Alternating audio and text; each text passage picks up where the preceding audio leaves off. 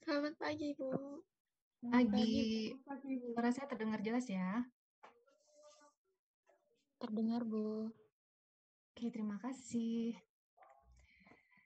Ya, sehat-sehat selalu ya buat kalian ya. Semuanya ini malah Jogja masuk level 4 ya. Semoga aman-aman saja. Apa ya? Semoga apa ke depannya segera selesai pandeminya, gitu ya. Baik, untuk hari ini kita akan bahas mengenai pasar konsumen dan perilaku membeli konsumen ya. Saya tuh lupa belum share materi ya. Nanti aja habis setelah ini aja nggak apa-apa ya. Kemarin mau saya share malah terus ada macam-macam gitu terus malah lupa jadinya. Nanti aja ya nggak apa-apa. Oke, seperti biasa ya sebelum nanti saya masuk ke materi, saya mau cerita-cerita dulu ya mengenai perilaku perilaku konsumen itu yang kayak apa sih ya, perilaku membeli konsumen terutama di industri pariwisata tuh yang dimaksudnya tuh kayak apa sih. Em, Cerita ada seperti biasa, ada yang saya ambil dari bukunya Philip Kotler dan juga nanti cerita-cerita yang ada di sekitar kalian ya. Mungkin nanti kalian juga mau sharing cerita tentang apa ya, eh, perilaku gitu ya, perilaku. Karena kan kalau kita bicara soal perilaku itu ya perilaku konsumen itu kan berarti kalian semua ya berperilaku seperti itu ya, karena kalian semua kan konsumen. Ya, juga konsumen termasuk juga konsumen produk industri pariwisata kan. Jadi ya itu sebenarnya keseharian kita seperti apa yang kemudian dibuat dalam satu teori kan ya, seperti itu. Nah, kalau cerita terkait dengan perilaku yang mau saya sampaikan yang ada di buku itu gambaran mengenai seperti betapa pentingnya ya produsen itu mempelajari yang namanya perilaku konsumennya supaya dia bisa membuat satu produk yang tepat kan buat buat perusahaannya sehingga produk yang tepat itu nanti akan terbeli. Nah, kalau di bukunya Kotler itu ada semacam kalimat pembuka gitu ya tulisannya, untuk menjadi penakluk banteng, pertama-tama Anda harus belajar menjadi banteng. Itu anonim. Ya, ada yang bilang juga eh, apa namanya? Yang nulis siapa nggak tahu ya, anonim. Ada yang bilang juga kalau mau menaklukkan harimau ya jadilah harimau gitu ya. Jadi itu kan maksudnya adalah bahwa kalau kalian mau agar jualan kalau gampangnya gitu ya, produk yang kalian pasarkan itu terbeli gitu ya untuk satu segmen tertentu, untuk golongan masyarakat tertentu ya jadilah mereka gitu ya. Pikirkan apa yang mereka sukai, apa yang tidak mereka sukai gitu kan. Maksudnya kan seperti itu ya. Ya mungkin di dalam kehidupan sehari-hari kalian mengalami betul ya ketika kalian kok bisa nih kalian ini fanatik terhadap suatu produk misalnya ya. Kalian senang banget suatu produk, pasti kan produk itu tepat banget kan buat kalian dari sisi apanya, dari sisi produknya pas ya, sesuai memang benar-benar kalian butuh produk itu, kemudian harganya sesuai ya kan, kemudian cara mendapatkannya atau saluran distribusinya, cara dapetinnya tuh gampang gitu ya, kalian mudah memperolehnya, cara belinya juga mudah gitu kan, kalian bisa beli dengan gampang gitu kan. Terus kemudian ketika mereka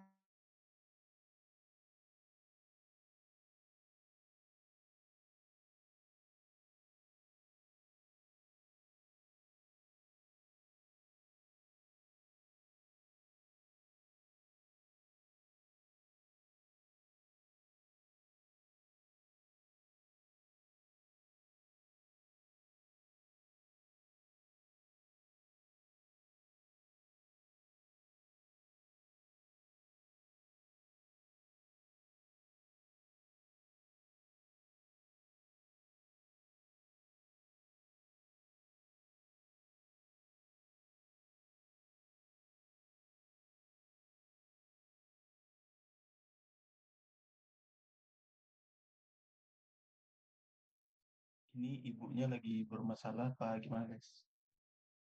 Ibunya yang bermasalah kayaknya. Jaringannya. Kamu yang bermasalah, aku enggak. Enggak kok.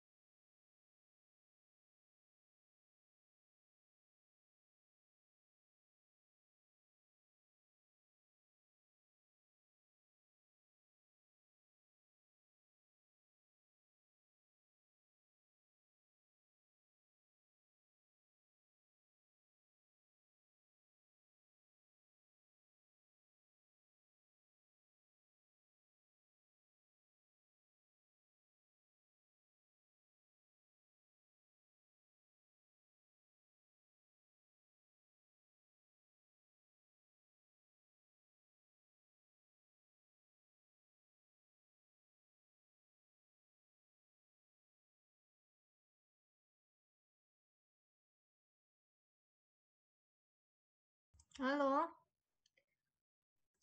semuanya, mohon maaf tadi mati apa namanya koneksinya. Sekarang gimana? Udah nyambung lagi belum? Udah terdengar suara saya? Sudah, Bu. Sudah ya? Oke, lanjut tadi mati koneksinya. Nah, tadi saya sampai mana?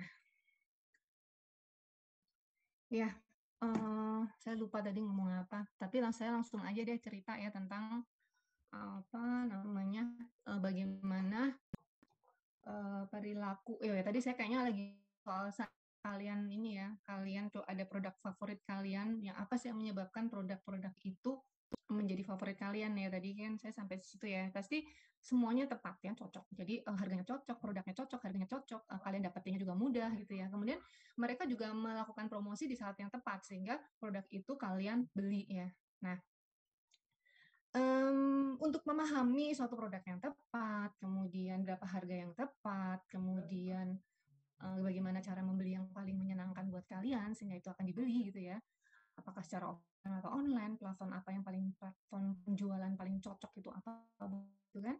Terus kemudian kapan waktu promosi yang paling tepat buat kalian, itu kan yang kemudian dipelajari market. Jadi yang itu yang kemudian dipelajari. Nah, fungsinya mempelajari seperti apa karakteristik dan lain-lain itu kan emang untuk mencari tahu apa yang sebenarnya paling disukai oleh pasar sasarannya. Gitu ya. Nah, di materi kali ini kita tuh nggak akan bahas mengenai seperti apa sih karakteristik misalnya nih target mahasiswa. Seperti apa sih karakteristik mahasiswa? Mahasiswa sukanya begini-begini, nggak akan sampai di situ ya. Jadi itu ada studi lagi kan yang lanjutannya yang memang mempelajari secara psikologisnya mereka tuh seperti apa. Jadi di sini hanya kita akan lebih pada mengetahui karakteristik apa sih yang mempengaruhi perilaku seseorang gitu ya. Apa saja yang menyebabkan orang-orang itu menjadi berperilaku seperti ini gitu ya. Lebih ke situ dan juga mengenai saat-saat atau waktu-waktu yang bisa dilakukan, yang bisa digunakan oleh para marketer untuk mempengaruhi mereka. Jadi kayak contohnya gini, misalnya kalian nih mau beli produk wisata, apapun ya, kalian mau liburan gitu ya, mau liburan, mau makan, pasti kan ada beberapa tahapan yang kalian lakukan ya, yang kalian alami maksud saya. Jadi enggak langsung ujuk-ujuk beli, ujuk berangkat gitu kan enggak. Pasti misalnya nih kalau kalian mau berwisata ke suatu tempat, pastinya kan kalian mulai ada mencari-cari tahu, ya cari-cari referensinya. Jadi ada beberapa tahapan, tahapan di mana yang pertama, di mana kita mulai berpikir, saya butuh refreshing gitu kan. Nah, di tahapan itu kan mungkin di tahapan itu biasanya yang kalian lakukan adalah mencari informasi sebanyak-banyaknya tentang destinasi, ya kan? Kalian cari apa itu di melalui internet, melalui kalian cari semua. Ya, di tahapan inilah kemudian si para marketer itu bisa mempengaruhi kalian, gitu ya. Jadi lebih ke situ. Jadi lebih ke bahwa perilaku itu sampai pada perilaku membeli maksud saya sampai pada akhirnya orang itu memutuskan untuk membeli itu ada beberapa tahapan di mana di situ para marketer itu bisa mempengaruhi gitu ya. Ya coba kalau kalian nanti mungkin ada soal ya nanti di akhir itu ada soal yang supaya kalian tuh bisa membayangkan ya di soal itu supaya kalian bisa bisa membayangkan kapan ketika kalian mau beli produk industri pariwisata tuh tahapan apa saja sih yang saya alami yang kemudian pada akhirnya kalian memutuskan untuk membeli. Nah, nanti kan kalau kalian sudah paham itu, oh ya bahwa setiap orang itu ternyata ada tahapannya. Nah, dari situ kemudian kalian bisa berpikir sebagai seorang marketer gitu ya. Lebih ke seperti itu. Bukan yang secara detail nih perilakunya apa namanya perempuan tuh gimana gitu enggak gitu ya. Nah untuk contoh di sini seperti yang ada di bukunya Kotler itu dia ini bercerita tentang bagaimana ya pada masa sekarang dewasa ini ya maksudnya tahun 90 udah ya itu mulai berubah jadi dia mulai memperhatikan apa namanya pelanggan atau konsumen perempuannya gitu ya dulunya kan hotel dengan tujuan bisnis itu kan memang dia lebih ke tipe-tipenya itu lebih ke umum saja gitu ya jadi mungkin coraknya tuh lebih ke kaum pria gitu ya untuk mereka para kaum pria gitu ya karena apa karena pada era sebelum tahun 90 itu belum banyak wanita bekerja yang menduduki posisi apa namanya posisi tinggi gitu ya. Jadi posisi manajer ke atas gitu loh. Kenapa disebutnya belum banyak hotel menganggapnya bahwa maksudnya sudut pandangnya kok posisi manajer, karena mereka yang melakukan perjalanan wisata itu kan perjalanan wisata dalam artian bisnis ya, untuk bisnis itu adalah mereka yang menduduki posisi-posisi pemimpin kan, biasanya seperti itu kan. Jadi pada era sebelum tahun 90 walaupun sudah banyak wanita bekerja, tetapi mereka jarang melakukan perjalanan bisnis gitu ya. Nah, baru setelah tahun 90 ke atas, karena sudah menduduki posisi-posisi strategis para wanita itu, maka wanita-wanita ini sering melakukan perjalanan wisata. Nah, segmen ini yang kemudian difikirkan oleh pihak pemilik hotel ya. Jadi dia mulai memikirkan ini ada segmen baru nih, segmen untuk perempuan. Jadi selama ini kan mereka juga berpikir apakah perlu gitu ya merubah hotel atau menambahkan fasilitas hotel untuk para perempuan ini. Kalau tadinya ini kan kebanyakan adalah mereka para pria dengan berbagai macam fasilitasnya. Nah, kemudian ada muncul pertanyaan, ya kan? Biasanya mereka yang memang pebisnis handal gitu ya, selalu mencari relung ya, selalu mencari segmen yang kecil gitu yang bisa mereka layani. Jadi supaya lebih mengerucut gitu ya, supaya mereka dipilih kan. Oh, saya pilih yang itu, bisnis seperti itu. Nah, yang dilakukan kan kemudian adalah studi mengenai perilaku perempuan kan. Jadi seperti apa sih yang dimaui perempuan itu, ya kan? Apa yang harus ditambahkan gitu ya? Apakah ekstrim ini? Apakah perlu merubah warna kamar jadi warna pink gitu ya? Warna terus kordennya bunga-bunga gitu ya? Semua difikirkan seperti itu. Nah, pada akhirnya karena ya pada waktu itu orang-orang mereka para pemilik hotel masih bingung juga ya memahami perempuan, karena kita para wanita memang sulit untuk dipahami ya terkadang ya enggak, buat yang perempuan ya kan. Jadi ini mau perempuan ini maunya gimana. Nah, setelah dilakukan studi ternyata si para wanita itu maunya memang diperlakukan istimewa gitu ya, berbeda, tetapi dia tidak mau dibedakan sama laki-laki secara kentara, secara jelas gitu ya. Jadi kalau tiba-tiba ada kamar hotel berwarna pink dengan bunga-bunga korden itu nggak menarik, tidak menarik bagi kaum perempuan gitu ya. Karena memang si perempuan itu tidak mau dia memang maunya dianggap lady gitu ya, diperlakukan tapi tanpa ada orang yang tanpa semua itu tanpa terlihat gitu. Pada akhirnya studinya seperti itu. Nggak tahu kalian semua begitu apa enggak gitu ya. Nah, pada akhirnya yang dilakukan oleh pihak hotel adalah dia mulai menambahkan cermin dengan ukuran yang tinggi gitu ya di depan kamar. Jadi kalau kalian perhatikan hotel-hotel berbintang itu pasti ada itu. Jadi ada cermin yang dari ujung rambut ke ujung kaki gitu biar terlihat semua. Dan ini kan tambahan cermin ini tidak mengganggu perempuan karena dia tidak merasa diistimewakan dengan adanya tambahan cermin ini kan gitu ya. Jadi perubahan-perubahan yang memang ini kayak dikhususkan untuk perempuan tapi tidak usah terlalu wah gitu ya perempuan banget. Jadi kayak terus ada tambahan mesin pengering rambut di kamar. Jadi yang dilakukan itu ya. Jadi itu penting buat perempuan ya, tapi tidak penting buat laki-laki, tetapi tidak mengganggu para pria gitu ya. Terus kemudian yang dilakukan juga adalah mengasih itu cantolan hanger ya, jadi cantolan baju tapi yang untuk dress kayak gitu ya, itu juga tidak mengganggu adanya di dalam lemari yang seperti itu.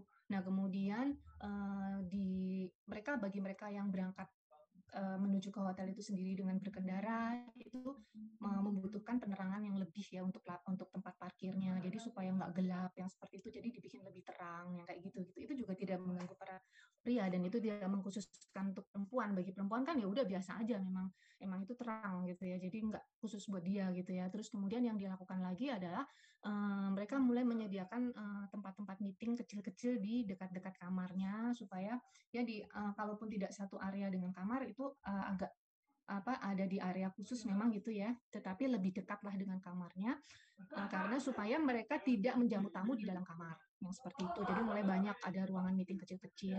Terus kemudian layanan room service itu diperpanjang mungkin jadi 24 jam yang tadinya dibatasi terus jadi 24 jam karena kan mungkin perempuan lebih nyaman ya dia pesen berbagai macam keperluannya itu dari kamar yang kayak gitu-gitu. Jadi ini artinya kan berarti bahwa mereka para pengusaha atau para pemilik hotel itu memperhatikan ya ada segmen baru gimana caranya supaya si perempuan-perempuan itu merasa nyaman ketika nginep di hotelnya. Nah, hotel-hotel baru itu mulai nurunin lubang pengintip itu ya. Kan dulu-dulu yang lama-lama tuh tinggi ya. Perempuan kan kalau mau ngintip agak jinjit-jinjit gitu ya. Nah, ini mulai agak diturunkan sedikit bagi hotel baru, tapi kalau yang hotel udah lama ya nggak perlu lah, dia biayanya gede banget banget ya untuk ganti itu pintunya itu. Jadi seperti itu ya. Jadi ini adalah contoh bahwa semua perusahaan itu yang bagi mereka yang menang dalam persaingan itu pasti memperhatikan karakteristik para konsumennya gitu ya. Makanya tadi saya bilang coba deh kalian perhatikan ya industri pariwisata kayak destinasi dan lain sebagainya. Sekarang ini untuk trennya anak muda adalah mereka yang suka foto-foto selfie, ya kan pasti ada spot-spot itu yang paling utama nih kalau memang mau meraup pasar anak-anak muda. Bahkan nggak cuma anak muda ya, anak-anak setengah tua juga masih suka selfie gitu ya. Jadi terus kemudian restoran-restoran kalau kalian lihat ya, mungkin menunya nggak seberapa oke gitu ya mungkin ya, tapi dia punya untuk foto yang sangat bagus yang lain daripada yang lain ya. Jadi kalau yang sekarang saya bicara soal salah satu trennya ya seperti itu. Kemudian budaya-budaya Jepang dan Korea yang masuk ya ke Indonesia untuk anak-anak muda tuh kan pada suka ya makanan-makanan mereka, pakaian mereka kan pada ngikutin tuh ya yang jualan makanan ya pada ngikutin yang fokusnya di pakaian ya pada ngikutin kayak gitu ya. Jadi kan memang sangat berkembang. Nah, belajar mengenai teori perilaku manusia atau perilaku pembeli itu lebih ke supaya kalian siap ya bahwa yang namanya perilaku seseorang atau dalam melakukan pembelian terutama karena kita bicara itu sangat dinamis banget ya, berubah sangat cepat gitu ya. Jadi berbagai macam faktor itu bisa mempengaruhi dia. Bahkan bisa dididik untuk berubah gitu ya. Jadi itu yang lebih ke situ sebenarnya. Apalagi kalian kan diharapkan nantinya pada suatu saat nanti setelah lulus kalian adalah seorang pemikir ya, pengambil kebijakan dan lain sebagainya. Kalian harus bisa berpikir jauh ke depan terhadap jadi supaya kalian tuh bisa menganalisa suatu keadaan ketika sekarang terjadi keadaan atau kejadian-kejadian yang ada pada saat ini tuh seperti ini, tren yang terjadi akan untuk masa depan itu akan menjadi seperti apa, misalnya kayak gitu. Gitu ya.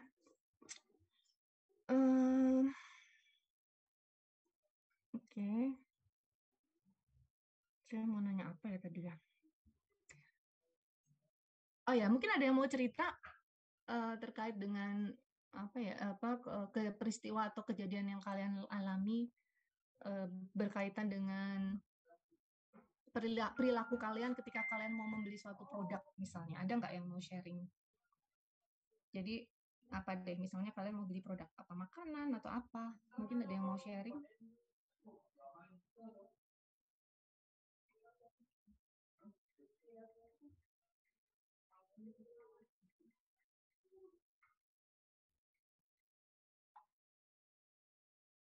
Nggak ada. Ya sudah kalau gitu. Saya lanjut aja ya. Saya langsung share screen aja. Jadi ini kita lihat mana ya? Oh iya ini.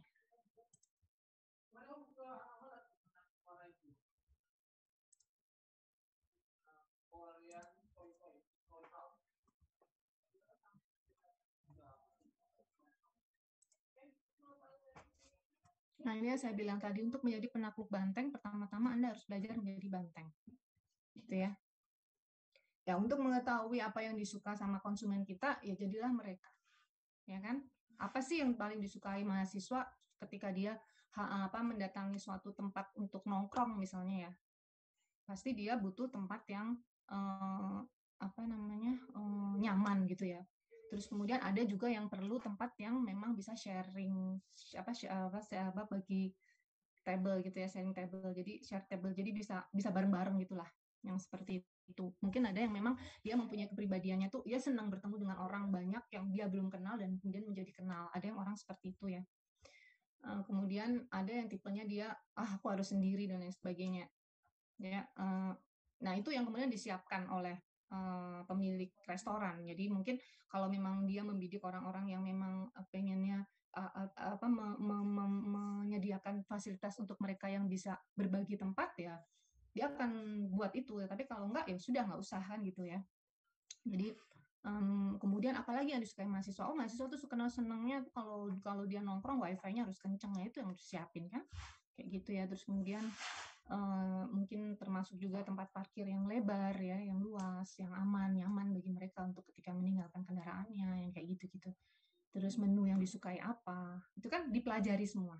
paling disukai. Kalau misalnya kopi itu suka kopi yang kayak apa sih misalnya. Kalau nasi goreng tuh suka nasi goreng yang seperti apa sih gitu ya. Harganya berapa kan semuanya dipelajari. Dan itu tuh secara umum ya. Satu segmen itu memiliki suatu sifat atau karakteristik yang mirip gitu ya. Pasar konsumen industri pariwisata itu terdiri atas seluruh orang yang melakukan perjalanan wisata dan potensial untuk melakukan perjalanan wisata. Jadi kalau di sini istilah pasar sebenarnya sudah dibilang ya, bukan tempat bertemunya pembeli dan penjual, tetapi yang namanya pasar itu adalah seluruh orang yang ada di dunia ini gitu ya, yang memang mereka tertarik untuk membeli produk wisata gitu ya. Nah, kemudian pasar konsumen terbagi atas, ada konsumen individu dan konsumen organisasi. Tapi kita ini nanti bahasannya ke individu aja ya, yang kita bahas, yang organisasi nanti di skip aja. Nah, bagi pemasar, pasar konsumen merupakan keseluruhan pembeli yang nyata dan potensial dari suatu produk. Itu tadi sudah ya. Nah, pasar individu itu adalah semua individu dan grup ya sebenarnya ya, atau kelompok ya, serta rumah tangga yang membeli atau mendapatkan barang dan jasa untuk konsumsi pribadi. Bisa dipahami kalau ini ya, jadi semua orang lah ya, baik itu individu maupun grup ya, bukan dalam sisi organisasi atau perusahaan, maksudnya seperti itu. Kemudian kalau yang konsumen organisasi sesuai dengan namanya, berarti kan itu adalah semua organisasi atau perusahaan yang membeli produk industri pariwisata, antara lain ya dari perusahaan dari berbagai macam industri, ya, kemudian ada biro perjalanan wisata, ada agen perjalanan wisata, kemudian ada event organizer, ya.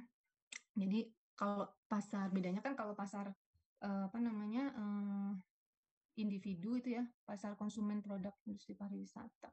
Ini maksudnya pasar konsumen akhir ya, atau individu dan grup gitu ya. Jadi kalau kita beli keluarga dan lain sebagainya itu kan masuknya pasar individu ya, konsumen akhir gitu ya. Kemudian kalau yang organisasi itu tentunya mereka adalah bentuk perusahaan yang bekerja sama dengan kita. Kayak contohnya Universitas Gadjah Mada ketika dia membeli produk-produk atau langsung aja dari prodi pariwisata S1 gitu ya, mau mengadakan acara untuk mahasiswa di hotel misalnya, mau ada table manner gitu kan, berarti kan itu artinya pembeli organisasi ya, pembeli perusahaan itu ya, namanya seperti itu. Kemudian ada perusahaan-perusahaan lain yang melakukan perjalanan wisata untuk tujuan bisnis misalnya, dia harus mengarrange untuk kantornya, mengadakan acara meeting gitu ya, dan lain-lain. Nah, itu kan juga berarti pasar konsumen organisasi. Ya. Kemudian berdasarkan tujuannya itu terbagi untuk tujuan berlibur dan tujuan bisnis. Gitu ya.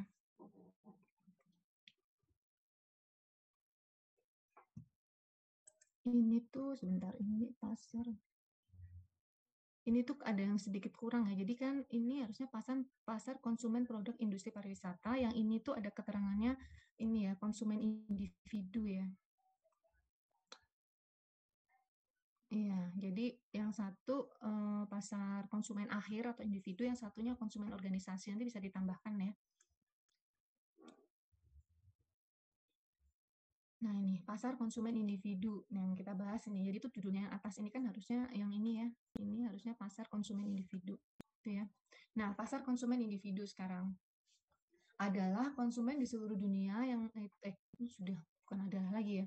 Jadi ini penjelasan. Konsumen di seluruh dunia itu mempunyai usia, pendapatan, tingkat pendidikan, dan selera yang sangat bervariasi. Ini seperti yang sudah saya sampaikan tadi. Ya, ada mahasiswa, kemudian ada pekerja gitu ya, kalau dari sisi pekerjaan ya. Kemudian ada ibu rumah tangga mungkin ya. Nah, selain itu juga ada pendapatan. Ya, ini kan semua struktur demografi. Ya, jadi ada usia, pendapatan, tingkat pendidikan, dan kemudian secara psikografik ya, atau psikologisnya mereka bervariasi. Nah, salah satu tantangan terbesar yang dihadapi oleh pemasar adalah bagaimana memahami perbedaan ini akan mempengaruhi perilaku pembelian konsumen. Itu ya, jelas ya. Jadi saya juga udah nyampein. Nah, saya sudah bilang kan tadi, sudah nyampein. Iya, emang ini berbeda-beda gitu ya. Tapi bagaimana memahami perbedaan ini ya, kayak gitu ya, itu yang menjadi tantangan. Gitu ya. Dasar pemikiran tentang pentingnya mempelajari perilaku konsumen adalah yang pertama, konsumen itu mempunyai tujuan dalam pembelian, jelas ya. semua orang pasti punya tujuan dalam pembelian, dalam melakukan pembelian. Ada yang memang dia terbatas uangnya gitu ya. Kita ngomongin makanan aja ya. Ada yang karena dia memang terbatas uangnya ya dia tujuan membeli makanan ya adalah untuk menghapuskan atau menghilangkan rasa laparnya gitu ya, karena dia lapar banget tuh dia sembarang aja yang penting beli makan. Ada yang seperti itu, bahkan dia tidak ngelihat apa-apa selain makanannya itu aja yang mau dia beli. Ada yang seperti itu. Tetapi kan tujuan orang dalam melakukan pembelian itu bermacam-macam. Kemarin mungkin beberapa waktu yang lalu saya sudah bahas itu ya. Ada yang memang membeli makanan itu dia kebutuhannya bukan hanya rasa lapar saja, tetapi dia kebutuhannya, tunggu sebentar ya, sebentar.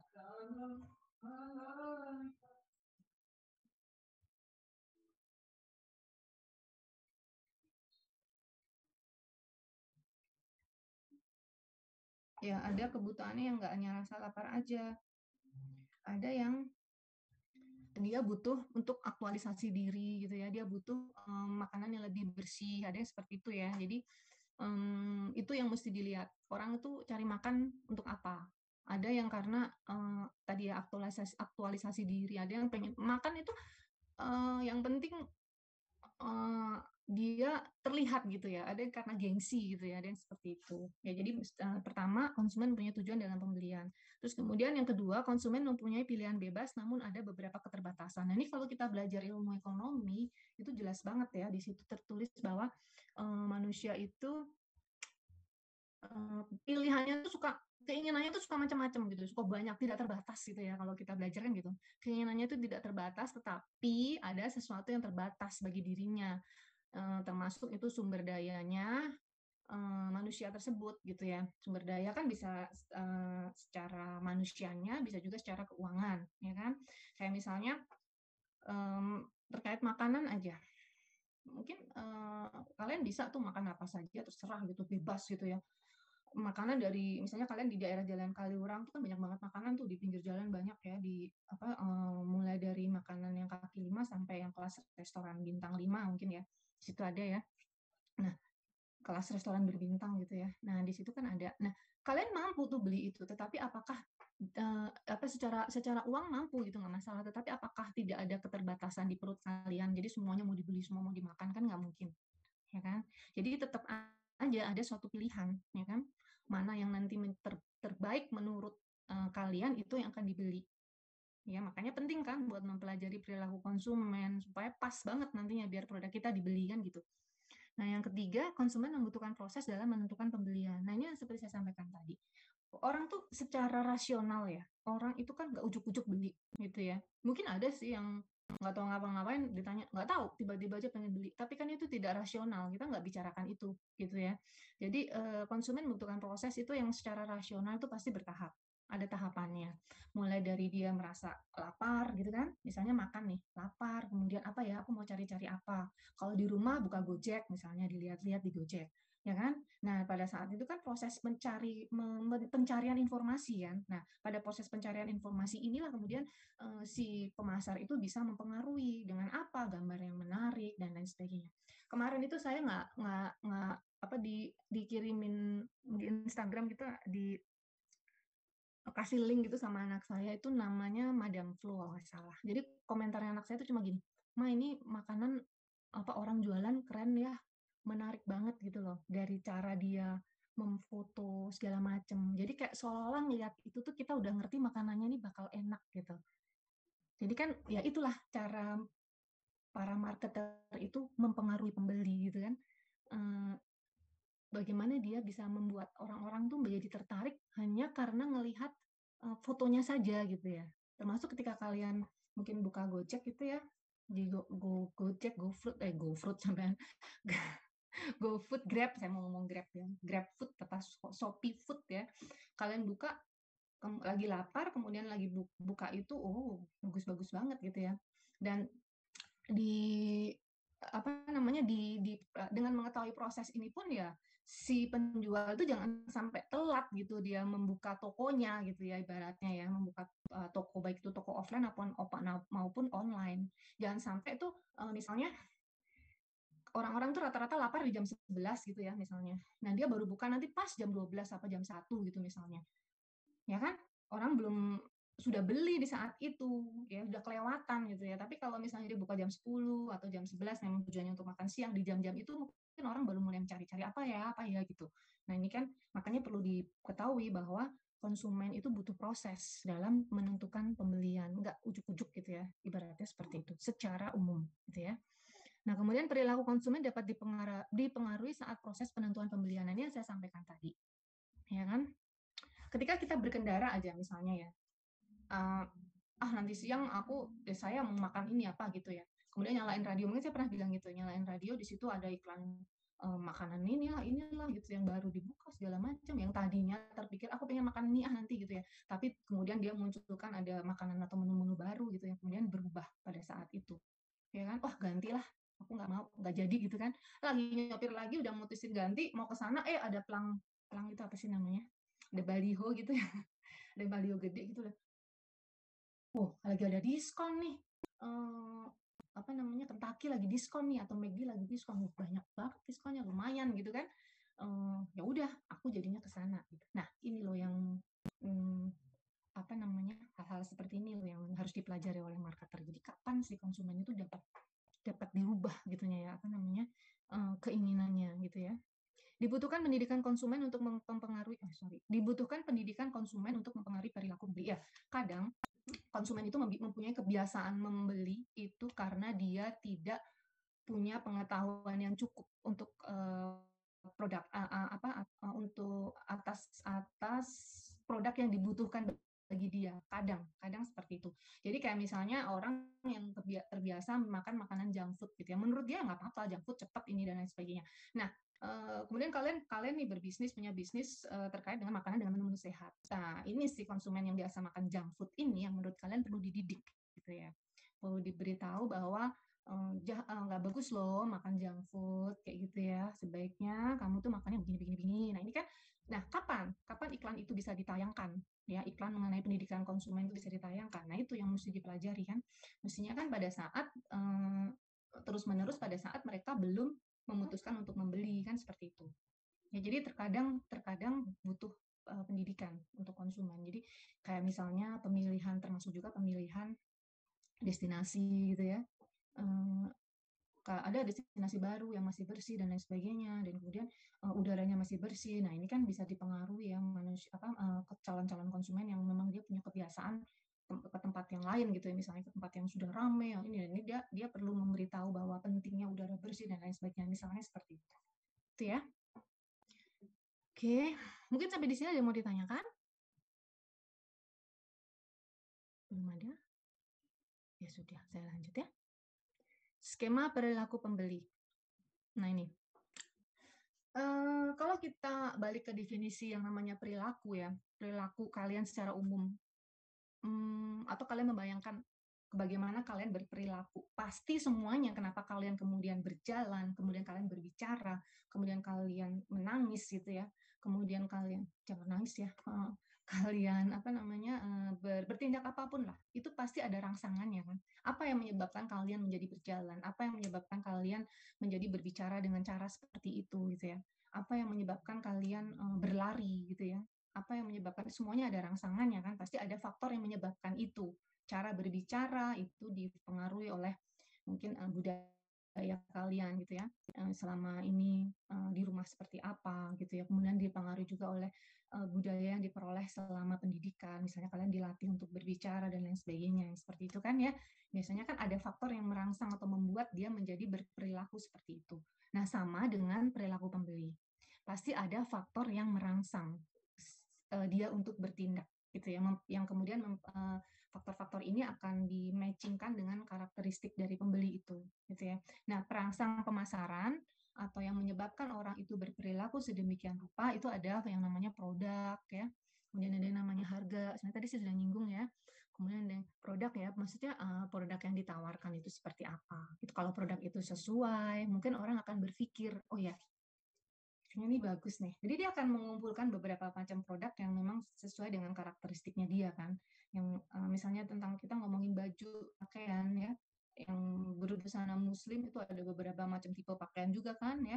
jenis kainnya juga berbagai macam, dia pilih nih, ada perusahaan yang dia pilih. Kemudian setelah dia pilih sambil dia sesuaikan dengan harganya, mana harga yang sesuai gitu kan. Ya, kemudian dipilih. Setelah itu mana yang menurut dia tuh paling gampang belinya, saluran distribusi, ya kan. Jadi apa namanya? Ya ini yang perlu dipelajari sebenarnya ya, saluran distribusi ini. Apakah orang-orang tuh lebih senang berbelanja secara offline? Kalau lebih suka berbelanja secara offline artinya kan harus punya toko offline-nya gitu ya. Tapi terus kemudian kalau secara online ya mana yang paling disukai gitu ya. Ini kan terkait dengan proses ya, proses membeli gitu ya. Jadi mana yang paling disukai? Platform apa yang paling disukai? Anda kalau perusahaan-perusahaan yang menjual produk konsumer untuk konsumen itu yang bagus memang dia selalu menanyakan kepada konsumennya. Sebenarnya mereka paling suka beli melalui apa sih gitu ya? Apakah melalui website atau melalui platform penjualan yang lain? Dan itu yang nanti mereka selalu perbaiki, selalu upgrade untuk pelayanannya gitu ya. Nah, kemudian promosi. Promosi ini juga merupakan suatu rangsangan orang-orang untuk membeli. Makanya jangan sampai telat promosi ya. Ibarat contohnya gini. Kalau misalnya kita ngomongin pemilihan tempat liburan gitu ya gampangnya, karena kalian pasti ngalamin semua ya. Ketika kalian mau memutuskan untuk berlibur, itu pasti ada saatnya kan. Kapan saatnya kalian memutuskan untuk berlibur? Oh, saya lagi pengen berlibur nih. Pikiran kalian berpikir untuk nanti bulan Juli gitu ya, pada saat ada liburan ini saya mau adalah pada saat break kuliah misalnya ya, ada jeda gitu setelah ujian atau bulan Juni gitu ya, Juni itu ya setelah Lebaran ya. Juni itu kalian berpikir mulai mau merancang suatu liburan misalnya. Nah ini kan yang perlu diperhatikan marketer itu. Jadi pada bulan apa mereka itu mulai berpikir untuk liburan gitu. Nah di saat bulan itu tuh promosi harus sudah jalan, harus sudah masuk kan, harus sudah mulai mempengaruhi orang-orang untuk membeli produknya kan. Jangan sampai terlambat. Nah, produsen juga harus tahu, misalnya mereka yang maskapai gitu ya, maskapai penerbangan, hotel dan lain sebagainya. Mereka harus tahu kan kapan orang-orang tuh mulai mencari tahu tentang produk mereka. Jangan sampai terlambat promosi yang dilakukan dan kemudian kapan mereka memutuskan untuk beli ya.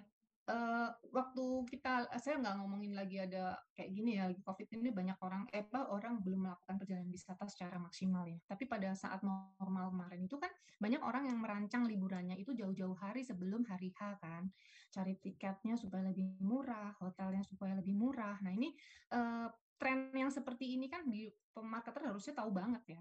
Kalau mereka yang sudah ada di industri ini sudah hafal, sudah tahu gitu ya. Jadi jangan sampai mereka berpromosi tapi sudah lewat waktunya orang-orang beli gitu ya. Jadi mereka mau menjalankan perjalanan wisata di bulan Juli, kebanyakan mereka membelinya di bulan Maret, tapi baru promosi di bulan April, ya sudah nggak akan kebeli produknya, ibaratnya seperti itu. Jadi harus hafal gitu ya, harus tahu, maksud saya harus tahu pola-pola yang seperti itu ya. Kemudian ada promosi. Nah, ini kalau perekonomian jelas ya, kondisi perekonomian, teknologi, politik, budaya, ini kan sudah dibahas kemarin waktu kita ngomongin atau bahas tentang lingkungan pemasaran. Itu jelas ya, semua itu mempengaruhi orang-orang ketika dia mau beli gitu ya. Nah, rangsangan ini yang kemudian masuk ke kotak hitam, maksudnya ke otak gitu ya. Dan kemudian orang-orang tuh akan berpikir apakah apa yang akan dia beli gitu ya. Kemudian masuk ke proses keputusan untuk membeli. Dan ini masuk ke tanggapan pembeli ya. Termasuk di dalamnya tanggapan pembeli yang muncul adalah pemilihan produk apa yang akan dibeli ya, mereknya itu apa. Ya, jadi bisa aja tadinya mau liburan mungkin saya sudah pernah mencontohkan ya. Untuk kita aja lah, kalian aja. Malam Minggu gitu kan mikir saya mau nonton apa mau makan kan gitu ya. Tadinya pikir sudah mau nonton tapi ternyata ketika ada informasi yang kalian respon dan persepsi kalian sangat menarik terkait dengan restoran yang baru gitu ya, kalian berpikir udahlah nonton bisa lain kali atau kita nonton di rumah aja, banyak film-film bagus juga yang bisa kita tonton dari rumah misalnya. Terus pilih makan aja nih ada restoran baru misalnya kayak gitu, bisa saja berubah ya. Jadi pilihan produknya apa, kemudian mereknya apa, pilihan salurannya apa ya, mau beli melalui apa, saluran distribusi maksudnya ya, kemudian waktu membelinya itu kapan, dan juga jumlah pembeliannya berapa banyak gitu ya. Oke, ini terkait dengan skema perilaku membeli. Kalau ada yang bertanya silakan aja. Nah, selanjutnya kita masuk ke faktor-faktor atau karakteristik yang mempengaruhi perilaku membeli. Apa sih karakteristik yang mempengaruhi gitu ya? Ada faktor budaya, ada faktor sosial, ada faktor psikologi, dan kita bahas satu-satu ya. Faktor budaya itu terdiri dari budaya, subbudaya, dan kelas sosial. Nah, budaya itu kalau ditanya budaya itu apa sih sebenarnya? Di sini ada keterangannya nggak ya? Sebentar. Oke, ini ada ya. Budaya itu meliputi nilai-nilai dasar, persepsi, dan perilaku yang secara terus-menerus dipelajari seseorang dari keluarga dan institusi penting lainnya. Ya budaya kalau dilanjutkan lagi kan ada yang namanya budaya hasil ciptaan manusia dan yang enggak ya, yang memang ada secara turun temurun gitu ya, bukan hasil ciptaan. Kalau ciptaan kan yang berupa benda gitu ya. Nah, budaya, subbudaya itu menjadi satu karakteristik yang mempengaruhi. Karena apa? Karena dalam hubungannya dengan industri pariwisata, budaya menentukan apa yang kita makan, cara kita bepergian, kemana kita bepergian, dan di mana kita tinggal. Contoh ekstrimnya kalau kita bandingkan ya, mereka orang-orang apa namanya di Indonesia aja ya, kita terdiri dari berbagai macam budaya ya, kebiasaan makan aja kan yang orang Jawa dan beberapa pulau lainnya kita makannya nasi ya, tetapi ada yang enggak ya. Papua enggak, mereka nggak makan nasi ya, apa sih makannya sagu, apa sih peda, apa sih ya, yang gitu gitulah, saya lupa. Nah, jadi apalagi kita bandingkan dengan daerah lain, negara lain, orang-orang Amerika mereka mungkin lebih akan mencari pada umumnya ya, mereka kan asal dari sana burger sama kentang misalnya. Orang-orang suku Aborigin beda lagi gitu ya, dia akan mencari binatang buruan mungkin ya. Bisa saja seperti itu kan. Jadi budaya itu menentukan apa yang akan kita makan, cara kita bepergian. Nah, budaya ini bukan berarti nggak bisa berubah ya. Ya bisa aja. Contohnya kan anak-anak muda ini dipengaruhi oleh budaya pop ya, Jepang yang kayak gitu-gitulah untuk apa makan mereka gitu ya. Jadi enggak lagi makan nasi gitu ya, ibaratnya gampangnya kan gitu. Ya, jadi tetap aja bisa berubah, tetap aja bisa dipengaruhi ya. Kemudian subbudaya adalah budaya di dalam budaya yang mempunyai niat dan nilai dan gaya hidup berbeda dan bisa didasarkan pada hal apapun mulai dari usia sampai dengan kelompok etnis. Jadi maksudnya tuh secara umum ada satu kumpulan misalnya budaya Jawa gitu ya, tinggal di Pulau Jawa. Nah, di dalam sini kan ada banyak kelompok-kelompok masyarakat. Nah, ini maksudnya subbudaya itu seperti itu, bahwa perilaku membeli orang-orang dalam suatu suku yang sama ya, itu belum tentu sama ya, belum tentu seragam.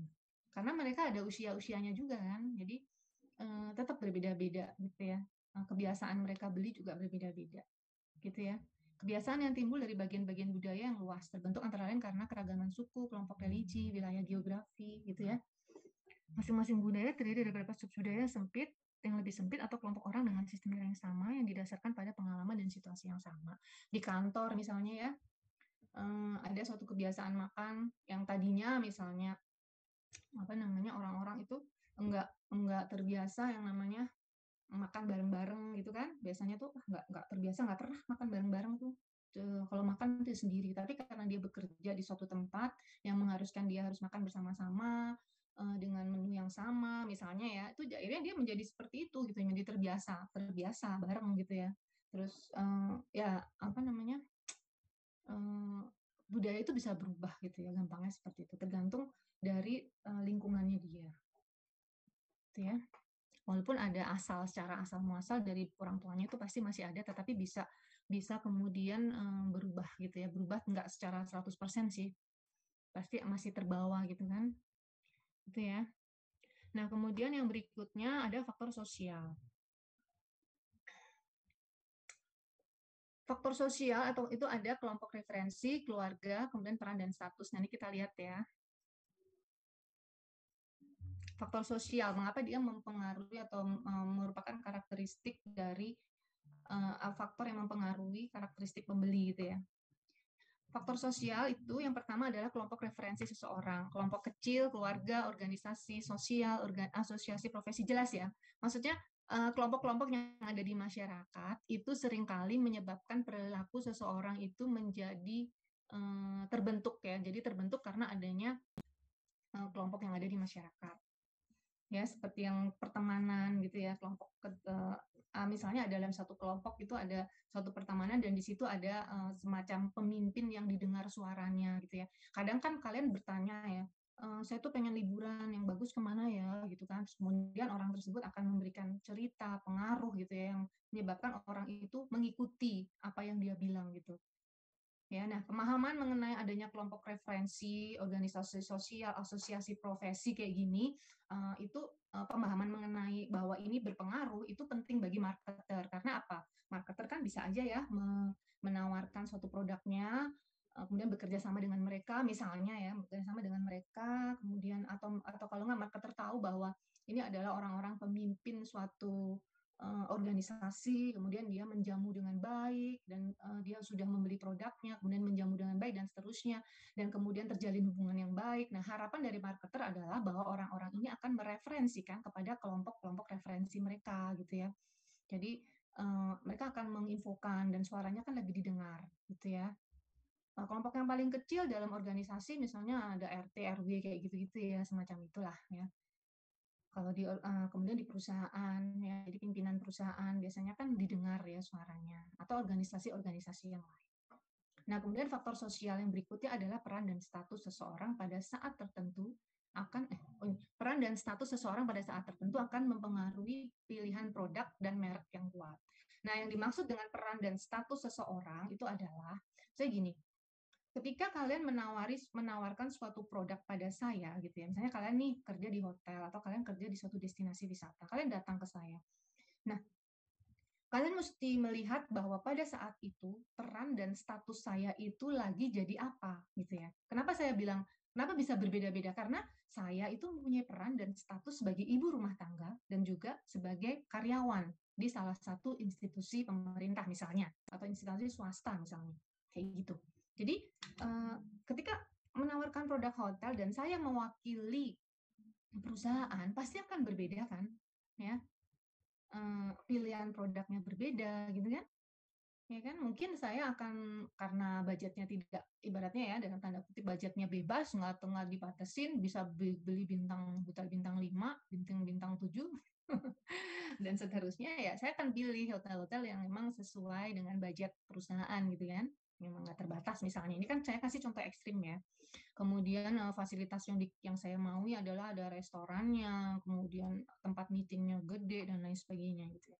Nah tapi ketika kalian mau menawarkan sesuatu pada saya dengan peran saya sebagai ibu rumah tangga di mana budget itu dibatasi oleh penghasilan kami, ya belum tentu hotel-hotel itu yang akan kami pilih gitu ya. Jadi bisa aja, oh ini, atau kalau tidak mungkin sama, tetapi dengan hotel yang setara, tetapi ya pilihannya adalah yang satu hotel yang memang fokus pada bisnis ya, jadi memang dia untuk bisnis, yang satunya adalah hotel dengan nuansa family, keluarga. Jadi di situ mungkin ada fasilitas-fasilitas untuk anak-anak, misalnya kalau anak-anak saya masih kecil ya, misalnya jadi untuk anak-anak di situ ada tempat yang ada fasilitas outdoornya yang menarik buat anak-anak menggali rasa keingintahuan mereka misalnya seperti itu gitu ya.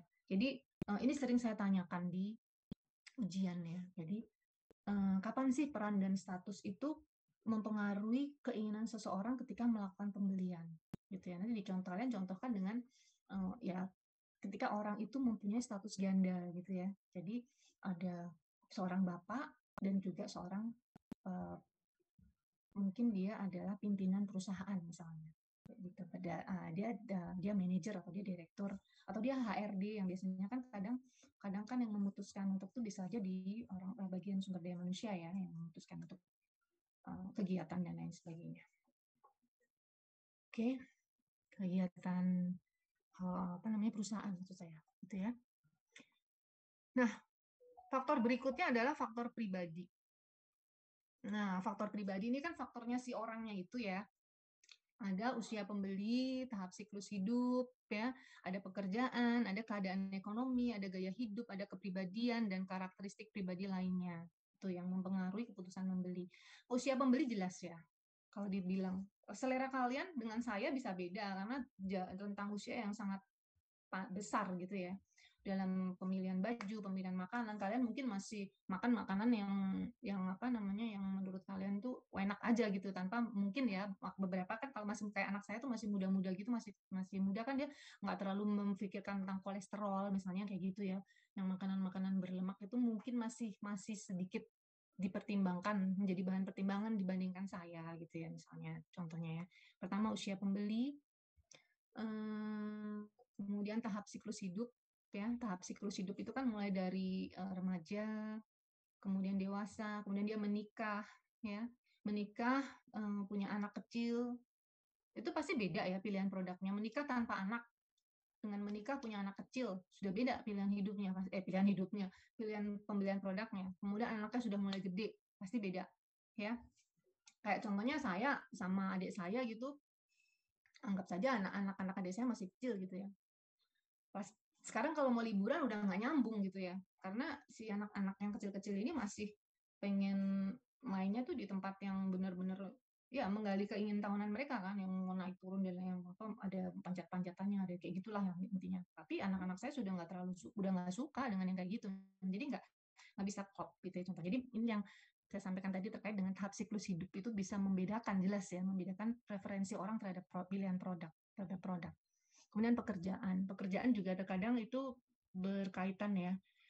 Seseorang yang pekerjaannya itu dia memang hektik banget, jadi yang udahlah dia yang benar-benar apa bekerja dengan energi yang menghabiskan otak, pemikiran dan lain sebagainya, kemudian bertemu dengan banyak orang misalnya ya, pasti dia akan memilih tempat yang liburan yang lebih yang sepi gitu kan, yang nyaman buat dia, yang sudah nggak usah ketemu banyak orang dan lain sebagainya. Tapi ketika mereka hanya bekerja itu nggak ada orang gitu, jadi sendirian dia kalau dia di balik meja gitu ya mungkin dia hanya atau mungkin dia bekerja itu selalu menghadap laptop gini ya, menghadap komputer gitu gampangnya lah ya.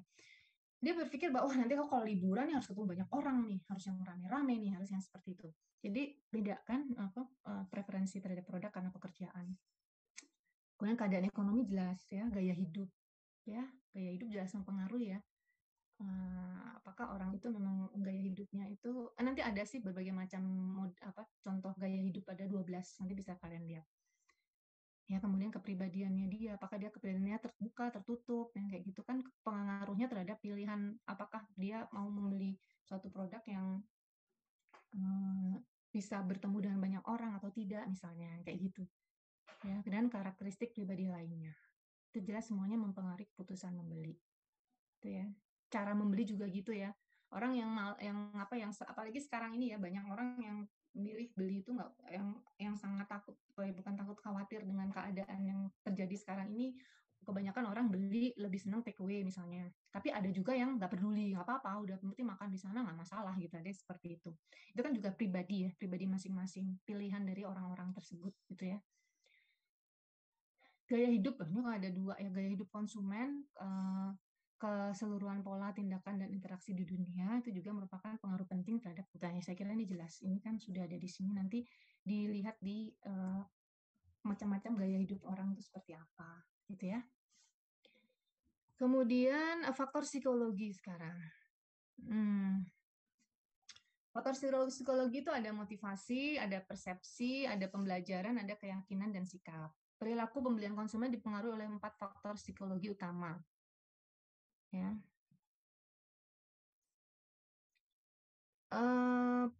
Yang pertama motivasi. Motivasi adalah dorongan bagi seseorang untuk mencari cara dalam memuaskan kebutuhannya. Nah, motivasi ini kan dorongan ini kan bisa berasal dari minat, dari hobi, dan juga dari profesinya. Ya kan? Motivasi itu kan apa sih yang membuat kita tuh terdorong untuk melakukan pembelian, kan ibaratnya gitu ya, kalau kita ngomongin perilaku membeli, apa yang memotivasi kita. Ya kan ada yang karena makan itu dimotivasi karena rasa lapar, kan ada seperti itu ya teori motivasinya Maslow itu. Yang pertama kan memang kebutuhan dasar. Kemudian ada kebutuhan aktualisasi diri yang seperti itu. Ya, ada yang motivasi untuk makan karena didorong oleh keinginan untuk aktualisasi diri. Jadi bukan hanya sekedar memuaskan rasa laparnya saja gitu ya. Ada yang seperti itu. Terus motivasi juga bisa didukung oleh didorong karena hobi ya. Motivasi melakukan perjalanan wisata karena hobinya adalah untuk berkebun berkebun misalnya, bercocok tanam gitu kan, maka dia akan mencari tempat-tempat wisata yang di situ ada tanaman-tanamannya, yang menjual tanaman atau apa misalnya seperti itu. Jadi saya punya motivasinya dia untuk berlibur atau berwisata adalah sekalian untuk mencari memenuhi hobinya dia gitu ya. Kemudian profesinya dia sehari-hari itu apa. Jadi yang memotivasi dia untuk berwisata bagi mereka yang berprofesi di mana orang-orang itu dia seperti saya contohkan tadi ya. Jadi dia benar-benar selalu bertemu dengan orang dan lain sebagainya. Kemudian dia pasti motivasinya dia berwisata adalah untuk refreshing dan mencari tempat yang sepi misalnya, yang kayak gitu. Itu ya. Itu motivasi yang pertama. Kemudian yang kedua adalah persepsi. Cara memahami sesuatu. Persepsi itu kan cara pandang orang terhadap segala macam informasi. Jadi bagaimana dia mencerna informasi yang masuk pada diri dia, bagaimana dia memahami itu gitu ya, sehingga muncul menjadi suatu persepsi kan gitu. Atau dibilang di sini persepsi yang dilalui orang dalam memilih proses yang dilalui orang dalam memilih, mengorganisasi dan menginterpretasikan informasi untuk membentuk gambaran yang berarti. Itu ya, atau cara pandang seseorang dalam memahami informasi yang dia terima. Gitu ya, persepsi orang dengan motivasi yang sama ketika dia menangkap sebuah informasi itu bisa mempersepsikan yang persepsinya bisa berbeda-beda gitu ya. Dia punya contohnya dia punya motivasi untuk berlibur gitu kan. Saya harus berlibur di tempat yang yang nyaman, yang baru gitu, yang apa dan lain sebagainya. Nah, ketika dia mendapatkan informasi misalnya mau ke suatu tempat dan tempat itu sangat ramai, penuh sesak gitu, yang ditangkap dalam yang dia pahami adalah bahwa males tempat itu penuh banget, rame, nanti di sana pasti nggak enak. Satu orang bisa punya persepsi seperti itu, tapi ada orang lain yang kemudian mempunyai persepsi beda. Jadi dia beranggapan bahwa berarti ini tempat ini nih hits banget nih gitu ya. Terbukti orang-orang banyak yang ke sana kok gitu kan. Nah, jadi itu yang dimaksud dengan persepsi ya. Jadi orang dengan motivasi yang sama bisa berbeda menangkapnya, menerima informasi itu dan kemudian mengambil tindakan yang berbeda gitu ya. Kayak misalnya contohnya, mungkin ada orang-orang yang mempunyai motivasi untuk datang ke suatu coffee shop gitu ya, coffee shop gitu ya, dia datang ke sana.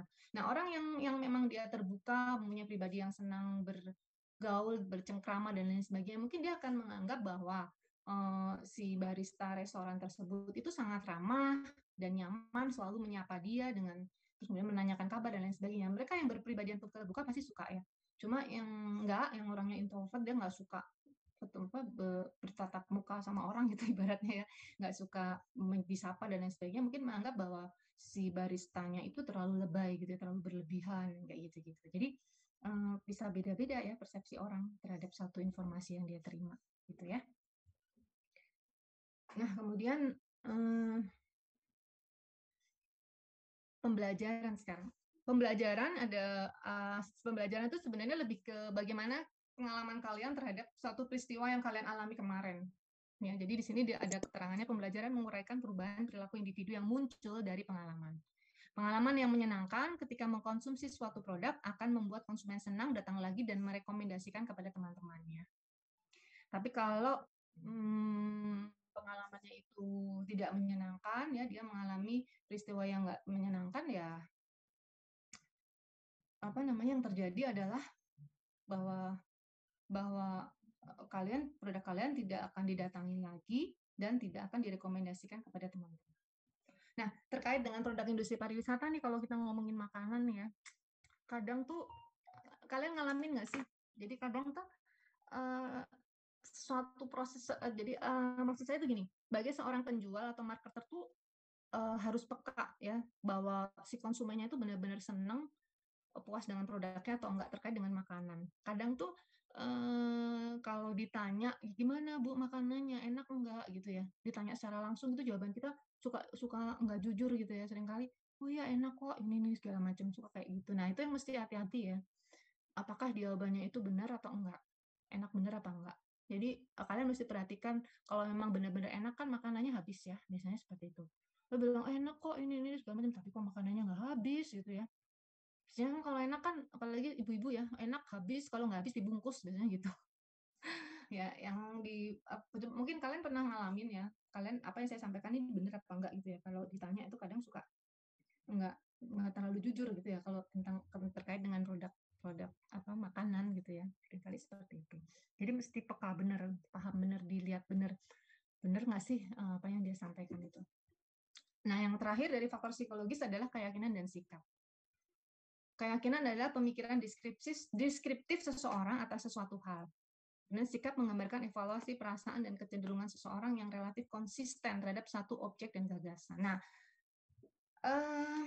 yang namanya keyakinan ya, ketika orang yakin pada sesuatu hal, itu seringkali susah untuk dirubah, kecuali kalau ada pengaruh-pengaruh yang lebih besar atau kekuatan yang lebih besar yang bisa mempengaruhi orang tersebut. Contohnya gini, mungkin pada waktu itu kalian belum lahir ya, kok belum lahir masih kecil gitu ya, pernah nih pada suatu saat tuh Kentucky Fried Chicken itu dia ngalamin suatu kejadian di mana orang-orang tidak percaya atau tidak yakin dengan produk ini. Kalau nggak salah tahun berapa ya, saya lupa, tapi ini kejadian pernah terjadi kok. Jadi orang-orang tuh nggak mau makan produk itu gitu, ibaratnya gitu ya, karena apa, mereka yakin bahwa supplier mereka itu, saya lupa sih waktu itu kejadiannya apa gitu, saya lupa ya.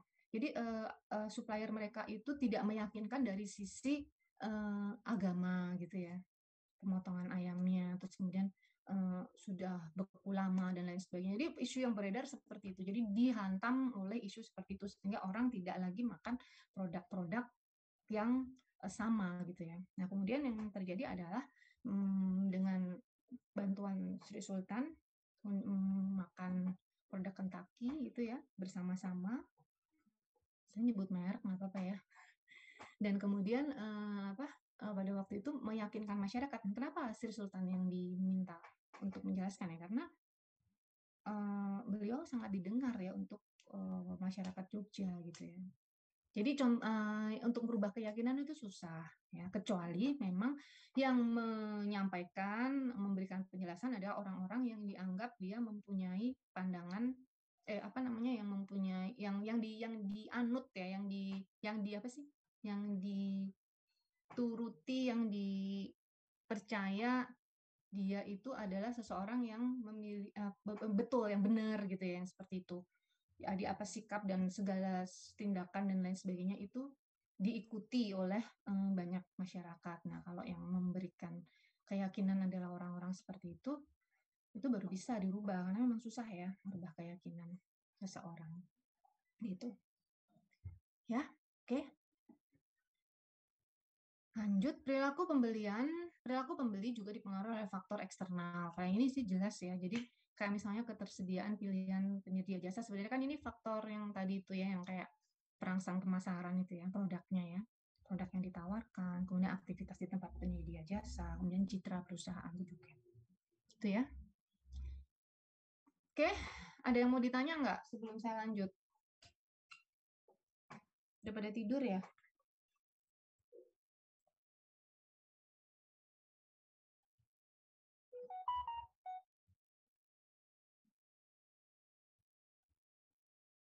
Nggak ada? Ya sudah, kalau tidak ada. Kalau nggak ada, saya lanjut. Keterlibatan konsumen dalam keputusan membeli. Nah, ini tidak semua keputusan membeli itu asalnya dari pasar sasaran kalian gitu ya. Jadi misalnya contohnya nih, nanti saya contohkan. Jadi ketika kita memutuskan suatu produk yang mau kita beli, itu terkadang putusan itu nggak muncul dari diri kita sendiri, tapi dari orang-orang yang terdekat dengan kita, misalnya orang tua kalian. Gitu ya. Saya contohkan, misalnya pemilihan restoran ya, atau pemilihan liburan. Biasanya liburan untuk keluarga ya maksud saya, itu yang menentukan tuh suka kalau anak-anaknya udah gede kan anak-anaknya ya, malah kita liburan ke sini gitu. Nah, artinya berarti yang perlu dipengaruhi pada awalnya adalah si anak-anak itu kan, ya kan, si remaja atau anak-anak itu yang perlu dipengaruhi, ya kan. Jadi bukan orang tuanya, karena orang tuanya mereka biasanya nurut. Baru kemudian fasilitas-fasilitas yang berikutnya yang dilihat sama orang tuanya. apakah dia memang cocok apa enggak ya dari sisi biaya, kemudian cara bayar ya, kemudian tempat kemudahan menuju ke sana dan lain sebagainya kan seperti itu. Tapi pada awalnya yang memilih adalah anak-anak misalnya gitu. Contoh juga restoran keluarga. Kalau anak-anak udah agak gede ya, misalnya kalian buka restoran keluarga tapi ini ditujukan untuk anak-anak yang agak besar gitu. Pasti yang memilih anak-anak yang agak besar itu kan. Ya. Atau juga ada juga yang dipengaruhi yang anak-anak yang kecil-kecil juga kayak misalnya restorannya emang untuk anak-anak kecil kayak misalnya McD gitu ya. McD itu kan banyak mensasar iklannya itu untuk anak-anak ya. Jadi yang dilihat gitu kan, oh, jadi anak-anaknya mah ke sana, ke ini, ke McD, makan ya gitu. Jadi yang dipengaruhi anak-anak. Gitu ya, seringkali seperti itu. Dan kemudian baru nanti orang tuanya ngelihat apa aja sih yang ada di sana. Menu utama mungkin anak-anak ya, tapi kemudian mereka juga menyediakan menu untuk orang-orang dewasa. Kayak misalnya udah mulai mereka juga menyediakan apa tuh salad yang kayak gitu-gitu ya, menu-menu sehat untuk orang-orang dewasa. Misalnya seperti itu. Tapi yang disasar pertama kali itu anak-anak. Jadi di sini keterlibatan konsumen dalam putusan pembelian pertama ada pemrakarsa. Pemrakarsa adalah orang pertama yang menyarankan atau mencetuskan gagasan membeli produk tertentu. Jadi siapa? Kalau misalnya untuk restoran dan untuk makan dan liburan mungkin orang tuanya ya yang pertama, oh kita liburan biasanya kan gitu ya, karena mereka yang punya duit kan, ayo kita nanti Sabtu makan gitu kan. Nah itu mesti tahu siapa yang memutuskan itu, yang memberikan prakarsa. Nah tapi nanti ada pemberi pengaruh gitu ya, orang yang pandangan atau sarannya mempengaruhi keputusan akhir membeli gitu kan. Nah ini siapa? Apakah ibunya gitu kan yang pada akhirnya biasanya kalau restoran family itu ya anak-anak dan ibunya ini yang dua ini ya. Ibu kan biasanya seringnya kan memilih bener nih restorannya mana. Terus kemudian liburan juga suka gitu ya, ibunya juga gitu ya. Bapak sih dia lebih ngikut aja, yang penting duitnya cukup kan, kayak gitu ya kalau bapak ya. Kemudian pengambil keputusannya siapa? Apakah tetap ibunya atau siapa? Itu harus tahu. Ya. Dan ini tuh sebenarnya nggak hanya berlaku untuk konsumen individu, konsumen untuk organisasi juga sama. Jadi kalian mesti tahu siapa pemrakarsa, siapa pemberi pengaruh ya, kemudian siapa pengambil keputusan itu mesti tahu. Jadi kayak misalnya contohnya nih, dulu orang-orang hotel ketika saya sering ketemu, ini saya contohkan aja yang real ya terjadi. Orang-orang hotel ketika saya sering ketemu dengan mereka untuk terkait dengan kegiatan mahasiswa atau mungkin kegiatan mais kami gitu ya, si orang-orang dari hotel itu sudah tahu dia mau datang ke siapa gitu kan. Dia mau datang ke dia mesti cari tahu siapa sih yang biasanya memutuskan untuk mengadakan suatu kegiatan. Dia tahu oh ini kaprodinya, nanti dia akan hubungin kaprodi gitu ya. Jadi secara intens dia akan berikan promosi, dia minta nomor teleponnya kalau boleh gitu kan. Biasanya sih kalau kami nggak ada masalah ya, karena kan ini ada keterkaitannya juga dengan PKL mahasiswa gitu. Jadi informasi hotel masuk segala macam itu nggak masalah gitu kan. Jadi terus nanti dari kaprodi diberitahu bahwa ini ada mereka punya fasilitas apa saja seperti itu kan. Baru nanti kemudian mereka harus datang ke kami, ke perusahaan, ke prodi gitu, ketemu dengan siapa, ya kan? Nah itu yang kemudian dipengaruhi supaya dia menyampaikan kepada kaprodinya. Dia harus tahu siapa sih pengambil. Jadi dua orang itu kemudian dia pengaruhi terus. Gitu. Kalau kemudian dia tahu bahwa kami atau penyelenggara acaranya itu biasanya manut sama pesertanya gitu ya, pesertanya nanti yang dipengaruhi ya, ini ada ini. Jadi yang hal-hal yang kayak gitu tuh mesti diketahui gitu ya sama seorang marketer gitu ya. Nah kalau saya balik lagi ke individu ya, pengambil keputusan siapa yang mengambil keputusan. Jadi itu yang harus dipengaruhi. Jadi di kapan dan di mana dia beriklan ya, untuk family, restoran family itu dia harus beriklan di mana itu ya, dia harus harus tahu betul ya. Nah pembeli, orang yang benar-benar melakukan pembelian, siapa sih yang benar-benar orang yang melakukan pembelian itu kan biasanya kalau nggak bapaknya ibunya ya. Biasanya kalau laki-laki dia lebih suka cara membayar. Maksudnya kaitannya dengan cara membayar. Membeli itu kan berarti orang benar-benar membeli dan dia kemudian melakukan transaksi ya. Nah itu mereka tuh lebih menyukai cara pembelian yang seperti apa, gitu ya. Kalau secara offline Ya, berarti dia datang, dia suka menggunakan kartu, apa dia suka menggunakan cash. Biasanya bapak-bapak kan lebih suka nggak pernah bawa duit cash ya. Bahkan sekarang ibu-ibu juga gitu kan ya. Jadi fasilitas-fasilitas terkini yang terkaitan dengan terkait dengan pembayaran, yang terkait dengan kemudahan ya, metode payment yang kemudian yang paling memudahkan mereka, apakah menggunakan kartu debit, kartu kredit dan lain sebagainya, cara-cara pembayaran yang gampang. Nah, itu yang mesti disediakan gitu ya. Nah, yang terakhir itu ya siapa penggunanya, orang yang mengkonsumsi atau menggunakan produk dan jasa. Ini harus tahu. Ya, seperti yang saya bilang tadi, kalau misalnya di organisasi tadi, yang pengguna itu juga harus dipengaruhi. Kalau memang pengguna itu suaranya didengarkan. Ya kan, kayak liburan keluarga kan juga sebenarnya penggunanya semua. Tapi kan banyak orang tua tuh yang ya udahlah, yang penting anak-anakku seneng, aku ikut seneng. Kayak gitu kan, kalau orang tua kan. Jadi ya penggunanya itu yang anak-anak itu, yang remaja atau anak-anak itu yang kemudian dipengaruhi. Kayak gitu. Gitu ya. Nah, saya langsung lanjut aja deh, ini masih tinggal 2 slide aja kalau nggak salah ya. Proses keputusan pembelian sekarang. Ada satu pengenalan kebutuhan, nah ini sebenarnya udah disinggung ya dari tadi, dari awal. Dimulai ketika calon pembeli mengenali masalah dan kebutuhan. Nah, ini kapan? Ya kalau restoran di akhir minggu ya pasti pengenalan kebutuhannya itu mulai dari nanti pertengahan, biasanya bulan tanggal-tanggal hari Rabu tuh ya sudah orang biasanya hari Senin masih semangat, Selasa semangat mulai nurun, Rabu itu mulai galau gitu ya, mulai cari-cari nanti bentar lagi Sabtu nih cari tempat piknik, tempat makan, tempat apalagi gitu, biasanya gitu kan Rabu Kamis gitu ya. Kalau itu mingguan maksudnya ya. Jadi pengenalan kebutuhan, nah itu kapan, terus kemudian tahap pencarian informasi itu kapan, itu harus sudah langsung diluncurkan informasi mengenai produknya ya. Informasi biasanya bisa diperoleh dari sumber pribadi, keluarga, teman, tetangga, sumber komersial. Nah ini kalau yang sumber pribadi, teman, keluarga itu kan agak sedikit sulit untuk dikontrol ya, sulit malah ya. Tapi kalau yang dari iklan, kemudian ada tenaga penjualan, kemudian ada agen penjualan, kemudian ada kemasan, ya, ada pameran, ini kan bisa ya, kemasan produk itu maksudnya ya, gitu ya. Kemudian ada sumber publik, ulasan mengenai restoran, ulasan mengenai perjalanan misalnya, gitu ya. Ya berbagai macam informasi lah ya. Kemudian evaluasi, calon pembeli mengumpulkan berbagai macam informasi terhadap pembelian produk, kemudian memilih salah satunya yang dirasa paling menguntungkan. Nah ini tahap pencarian informasi dan evaluasi alternatif inilah yang tahap-tahap terpenting sebenarnya, masa-masa kritis bagi marketer ya, agar produknya itu bisa dibeli.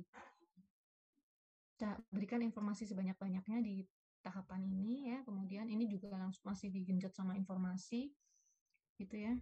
Kemudian, nah ini yang tahap keputusan pembelian. Baru setelah itu, setelah evaluasi ini kan si konsumen beli ya.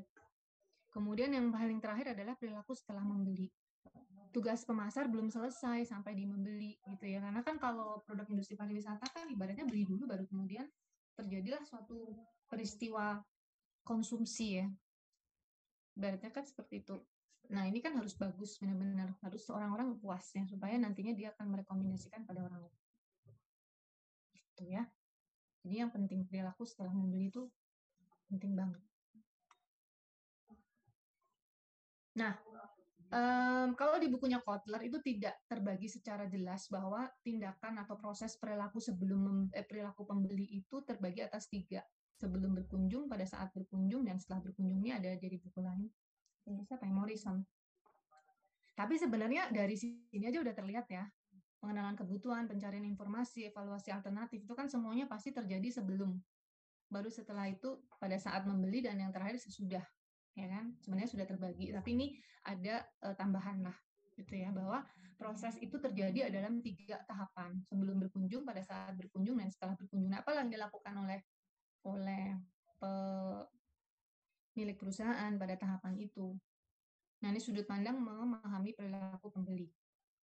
Dari sudut ini pelanggan, tapi tetap dari sudut pandang perusahaan ya. Maksudnya perusahaan melihat sudut pandang pelanggan seperti apa sih gitu ya. Terus perusahaan melihat sudut pandangnya dia seperti apa, dia sendiri seperti apa sih, seperti itu ya. Jadi bukan jadi tetap aja dari sudut pandang sebagai pemilik perusahaan ya. Cuma dia ngelihat dari sudut pandang pelanggan itu seperti apa. Kalau sebelum berkunjung, pasti informasi yang diperlukan adalah bagaimana pelanggan memutuskan untuk berkunjung ya. Jadi bagaimana dia memutuskannya, ya kan?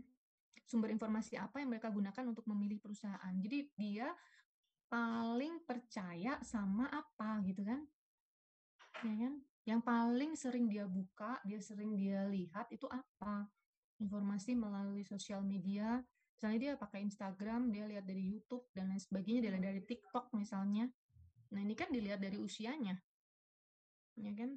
Seusia kalian sukanya TikTok misalnya, Instagram, TikTok. Saya mungkin nggak punya TikTok, nggak buka TikTok misalnya gitu ya, saya. Instagram itu juga belum tentu yang usia-usia lanjut itu punya gitu kan. Nah, itu dari mana dia peroleh informasinya? Nah, itu kan yang mesti dicari tahu. Gitu ya. Kemudian pada tahap sebelum berkunjung untuk perusahaan, nah itu yang dia pikirkan adalah bagaimana respon mereka terhadap produk. Ya kan? Apa saja hal-hal yang digunakan mereka untuk memilih produk suatu perusahaan. Hal-hal apa saja yang digunakan mereka untuk memilih produk suatu perusahaan. Jadi pilihan mereka tuh terhadap produk itu berdasarkan apa sih kan pertanyaannya gitu ya. Misalnya kita ngelihat kalian mau ke destinasi gitu ya, perusahaan tuh ngelihatnya yang disukai sama orang-orang dengan karakter ini tuh mereka tuh milih produknya itu berdasarkan apa? Apakah berdasarkan kedekatan gitu ya, kedekatan dengan wilayahnya mereka kan gitu, supaya nggak jauh-jauh gitu ya. Apakah berdasarkan penuh tidaknya tempat itu misalnya, ya. Yang seperti itu tuh yang mesti dipelajari.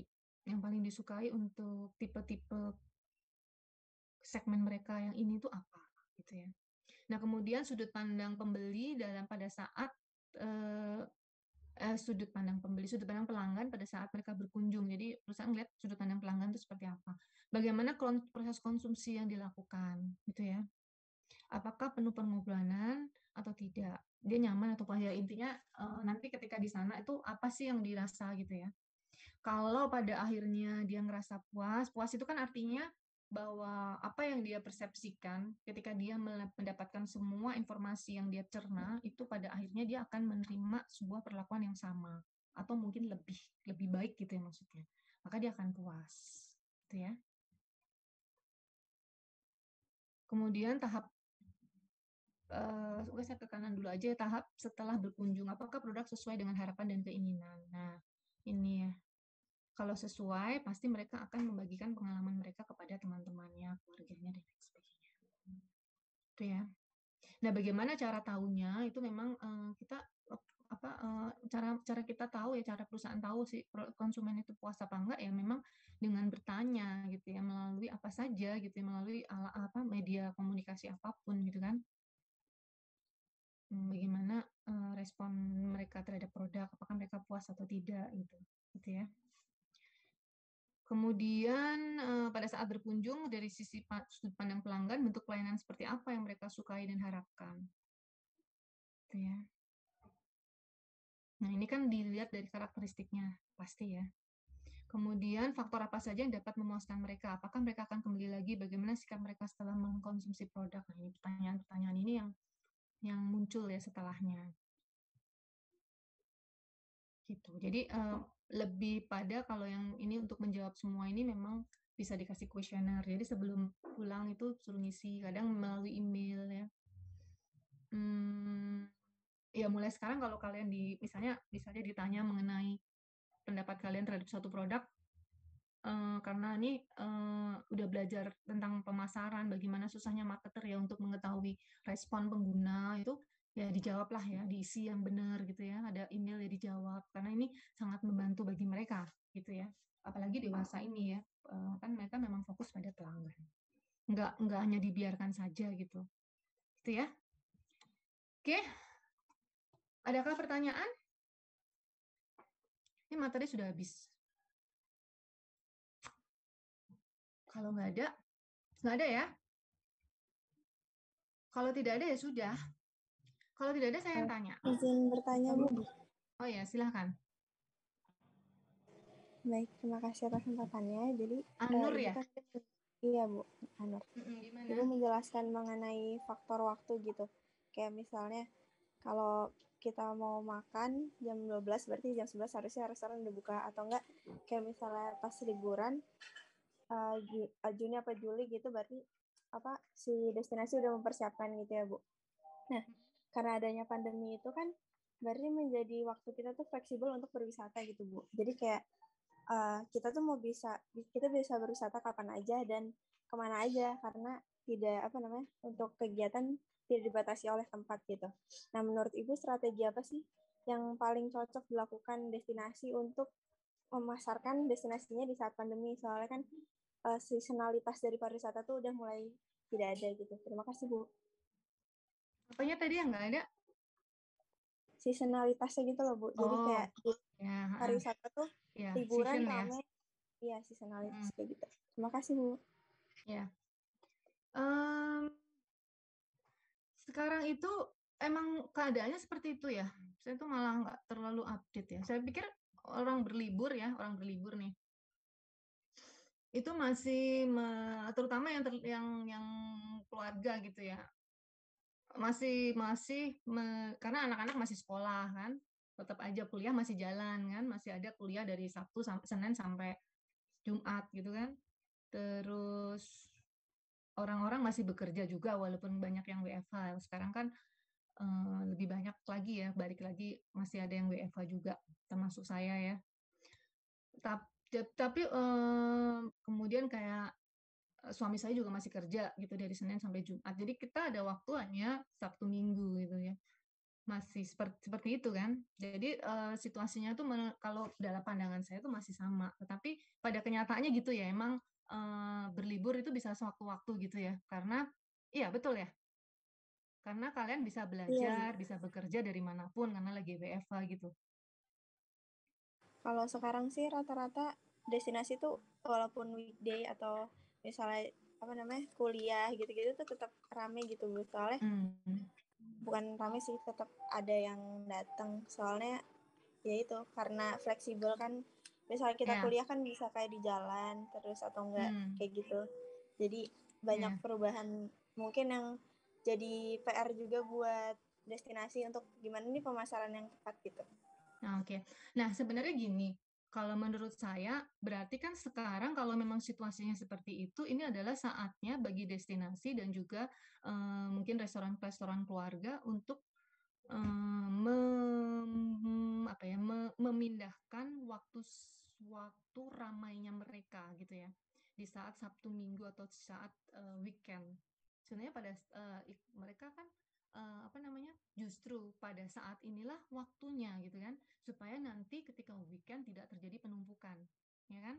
Sebenarnya kan ini saatnya mereka untuk berpikir bagaimana, nah ini kebetulan nih kan gitu ya, orang-orang banyak yang bisa walaupun tidak semua orang bisa melakukan kegiatan mereka sambil jalan gitu ya, meskipun bekerja dan lain sebagainya. Itu kan nggak semua bisa seperti itu. Tapi ada sebagian besar yang mungkin yang bisa seperti yang disampaikan tadi sama Anur ya. Nah, justru inilah saatnya bagi destinasi untuk itu tadi memindahkan saat ramai ya. Nah, bagaimana caranya ya? Tentunya orang-orang ini yang memang dia mempunyai waktu lebih ya, bisa multitask gitu. Jadi dia bisa bekerja sambil liburan gitu. Untuk datang di tempat-tempat di saat maksud saya di saat tidak ramai. Nah, bagaimana caranya bisa dilakukan dengan insentif diskon yang lebih banyak ya. Ketika weekday itu insentifnya adalah nggak masuk ke satu destinasi lebih murah. Kemudian informasi mengenai bahwa kelebihannya adalah saat ini sepi. Justru kan ini untuk orang-orang tertentu yang memang nggak suka ramai kan malah senang gitu ya. Jadi strateginya kan malah seperti itu. Ya kan, pada saat sepi, pada saat tidak banyak pengunjung, harganya lebih murah kan ada ya, banyak destinasi yang seperti itu kan, dikasih diskon supaya dia bisa mencapai target harian, mingguan, bahkan bulanan mereka. Jadi tidak menumpuk di akhir minggu atau di saat weekend. Kalau menurut saya gitu sih strategi yang bisa dilakukan sama destinasi, mengingat keadaan sekarang yang orang-orang sudah bisa lebih bebas malah waktunya gitu. Kalau menurut saya seperti itu. Baik Bu, terima kasih. Mungkin sama ini ya Bu, kayak sekarang kan kadang tuh kita kalau misalnya ke destinasi gitu, nggak semuanya buka. Jadi kayak misalnya aku ke kebun binatang terus mau main Flying Fox. Nah, tahunya Flying Fox-nya tutup. Nah, itu kan jadi kekecewaan ya, Bu, bagi wisatawan gitu. Nah, kalau menurut Ibu, karena adanya fenomena kayak gini, kalau misalnya si destinasi itu harus buka semua atraksinya, itu menurut Ibu, apakah akan merugikan destinasi apa enggak? Ya, semua destinasi yang menurut saya ya, yang operasionalnya dia itu butuh. Ya kalau kayak pandemi gini kan emang susah ya, tidak bisa terprediksi dengan baik. Nah, mungkin ada beberapa alat ya atau wahananya dia yang memang butuh biaya operasional yang tinggi ketika dia dioperasikan misalnya ya. Dan itu nggak akan nutup kalau yang datang hanya sedikit sekali orang, misalnya hanya 1 orang atau 2 orang yang seperti itu. Ya memang itu mengecewakan, jelas itu mengecewakan karena kan orang datang jadi nggak jadi. Nah, sebenarnya nggak salah juga sih kalau destinasi mau mengambil tindakan seperti itu karena kalau dia terus-teruskan dia akan merugi gitu ya, dan nggak nutup juga kalau misalnya digabung dengan destinasi maksudnya dengan wahana yang lain gitu, yang ini rame yang ini sepi, dan kemudian yang rame ini biayanya keuntungannya sangat sedikit dan dia nggak nutup untuk yang rame, kan dia nggak bisa kan memaksakan untuk beroperasi. Tentunya kan dia sudah melalui prosedur penghitungan yang ini ya, yang pas ya, apalagi dia udah eksis lama.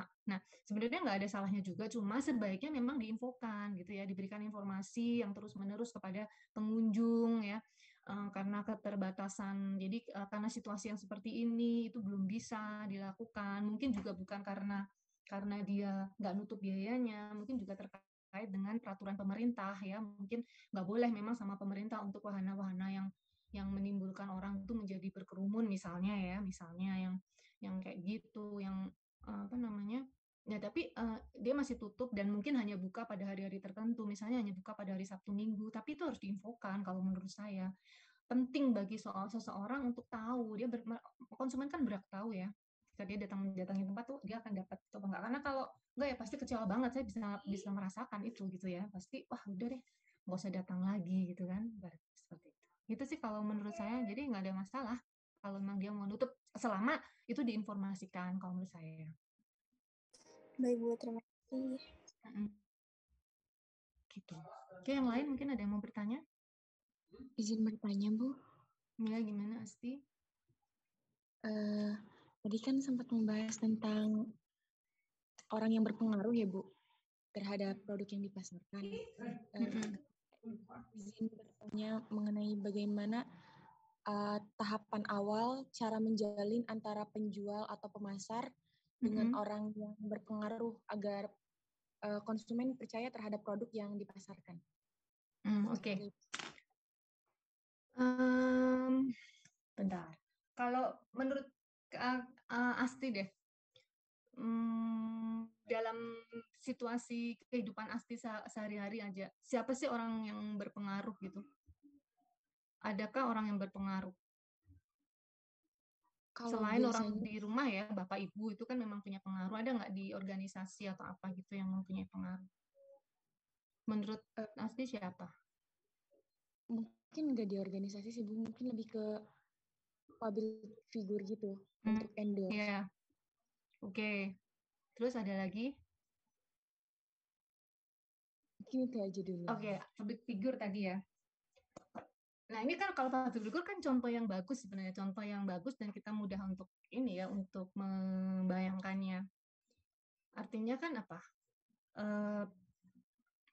Perusahaan-perusahaan di industri pariwisata ini akan senang sekali dia mengadakan kerjasama dengan si public figure itu kan, untuk kemudian dia memberikan pengaruh kepada followernya kan gitu. Ya, jadi terus kalau ditanya bagaimana cara menjalinnya, ya tentunya dia mendekati ini ya, public figure-nya itu kan, melalui apapun, melalui manajernya atau melalui siapa, untuk kemudian dia bisa jadi juru bicara untuk produknya itu ya, di endorse gitu ya, biasanya kan bahasanya kan seperti itu kalau pakai public figure, gampangnya kan gitu ya. Kalau misalnya di suatu perusahaan besar gitu ya, orang-orang yang memang pendapatnya didengar gitu kan, kadang-kadang mereka memberikan perusahaan kayak hotel gitu ya, berikan tiket gratis untuk makan, sarapan, mencoba kamar hotel kalau memungkinkan gitu ya, dalam situasi yang emang nggak ramai gitu ya. Jadi caranya kan seperti itu. Nah, nanti kalau mereka mau datang, kemudian mau dia mencicipi masakannya dan lain sebagainya, kan nanti dia akan cerita kepada orang-orang di lingkungannya dia bahwa ini loh makanannya enak-enak banget, apa namanya, layanannya bagus gitu ya. Beberapa perusahaan kan gitu. Ada nih satu perusahaan roti makanan Wahyu Austin, kalau kalian tahu di daerah Taman Cemara, mungkin ada yang di sekitar situ.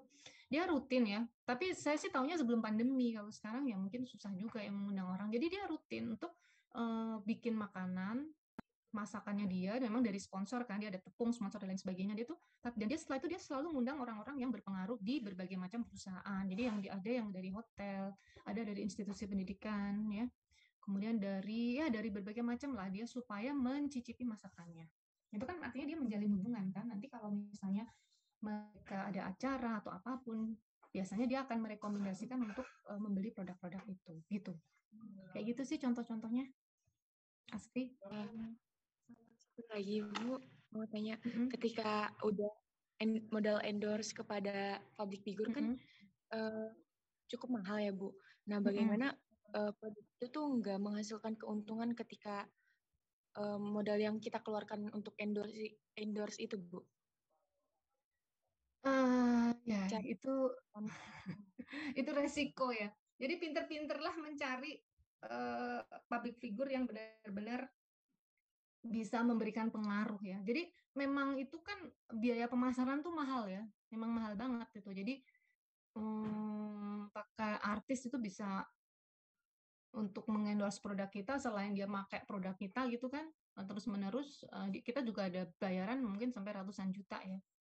Ya memang syukur-syukur ada artis yang mau gratis ya, pakai produknya aja udah gratis gitu, syukur-syukur ya. Kalau ditanya gimana, apa perusahaan rugi apa enggak, ya itu risiko bisnis gitu ya. Pinter-pinter dia untuk mencari artis yang banyak followernya dan memang benar-benar real follower yang ngikutin apa yang menjadi kebiasaan atau maksudnya ngikutin apa yang dia gunakan dan lain sebagainya kayak gitu. Nah kalau kalian tanya artisnya siapa Bu kalau untuk ini, saya kurang tahu. Saya kurang ngerti. Itu kan yang ngerti mereka yang memang fokusnya di advertising ya, jadi dia tahu benar ya siapa yang kayak artis-artis yang memang maksudnya tuh yang biayanya tuh masuk akal gitu ya, nggak yang mahal banget gitu. Tapi dia emang diikuti. Kadang-kadang itu nggak harus artis juga kan, kadang ya memang selebritis lah ya sebutannya ya. Kadang kan dokter, kalau memang itu terkait dengan produk-produk kesehatan ya, dokter yang memang didengarkan, punya follower banyak gitu kan, bisa dilihat lah mana yang bisa yang orang tuh akan ya langsung membeli setiap produk yang dia yang di endorse sama orang tersebut gitu. Permisi Bu. Ya. Saya boleh menanggapi sedikit tentang pertanyaannya Asti yang pertama tadi. Boleh, silakan. Jadi Pian, ya. Setahu saya itu kalau misalnya endorse itu selama bukan artis yang besar gitu ya Bu. Itu kan karena saya punya temen yang dia tuh bekerja suka di-endorse, dia menerima endorsan. Ya, menerima endorsan. Nah, tepatnya kan dia tuh kerja di semacam kafe yang namanya lumayan gede, jadi lebih banyak tentang kopi-kopi gitu. Sederhananya itu dia tuh dikasih email sama pihak yang mau mengendorse, atau enggak DM di Instagram aja gitu. Nah, setelah itu diberi produknya kayak gratis gitu, diberi produknya secara gratis. Setelah itu si teman saya ini mengendorsekan gitu, mempromosikan. Nah, setelah mempromosikan itu kan kayak ada sebelum mempromosikan ada kontraknya gitu. Jadi kayak misal kalau memenuhi target nanti akan next time akan di-endorse lagi dengan komisi yang lebih besar gitu. Tapi kalau misalnya enggak, biasanya di-endorse lagi itu dengan yang sama, dengan komisi yang sama, atau stop di situ. Kalau misalnya nggak memenuhi target. Itu sih Bu yang setahu saya dari teman saya itu. Terima kasih. Terima kasih ya untuk masukannya, untuk jawabannya ya. Ya, ya apa seperti itu ya, itu udah ada cerita realnya ya, bagaimana apa namanya kontrak kerja terkait dengan endorsement itu ya. Jadi kalau tadi kan dijelaskan kan kalau emang jadi kan artinya kan itu ada insentif atau rangsangan bagi si artis atau orang yang selebritisnya itu supaya dia berupaya agar produknya itu laku kan. Jadi gimana caranya supaya produk itu laku kan, pasti gitu. Ya tentunya itu apa namanya sangat penting ya. Selain tadi yang sudah saya sampaikan, pemilihan artisnya mungkin juga harus sesuai. Ya pada saat ini siapa sih yang lagi didengar untuk kalangan tertentu. Misalnya kalau tadi kan temennya Kopi ya, mungkin dia memang punya follower cukup banyak gitu ya. Jadi yang ininya dia followernya dia cukup banyak sehingga dia dipilih untuk kemudian menjadi endorsement atau istilah dalam tanda kutip itu kayak mewakili suatu produk perusahaan gitu. Ya. Oke. Terima kasih untuk masukannya tadi Delvian ya. Oke, Asti gimana? Ada yang mau ditanyakan lagi? Sudah cukup, Bu. Terima kasih atas jawabannya. Iya. Dan Vian, terima kasih juga atas tanggapannya. Iya, sama-sama. Saya dulu pernah sih jual suatu produk gitu ya, terus di endorse-nya sama ini sama beauty blogger gitu ya.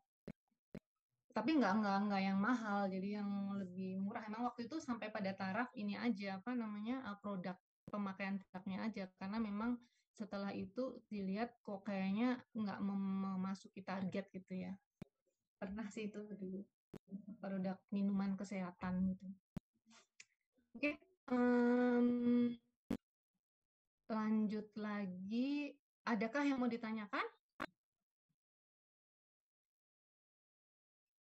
Sudah tidak ada yang tunjuk jari. Ya sudah kalau gitu. Kalau nggak ada ya sudah. Ini saya nanti saya bagikan ke kalian untuk materi hari ini.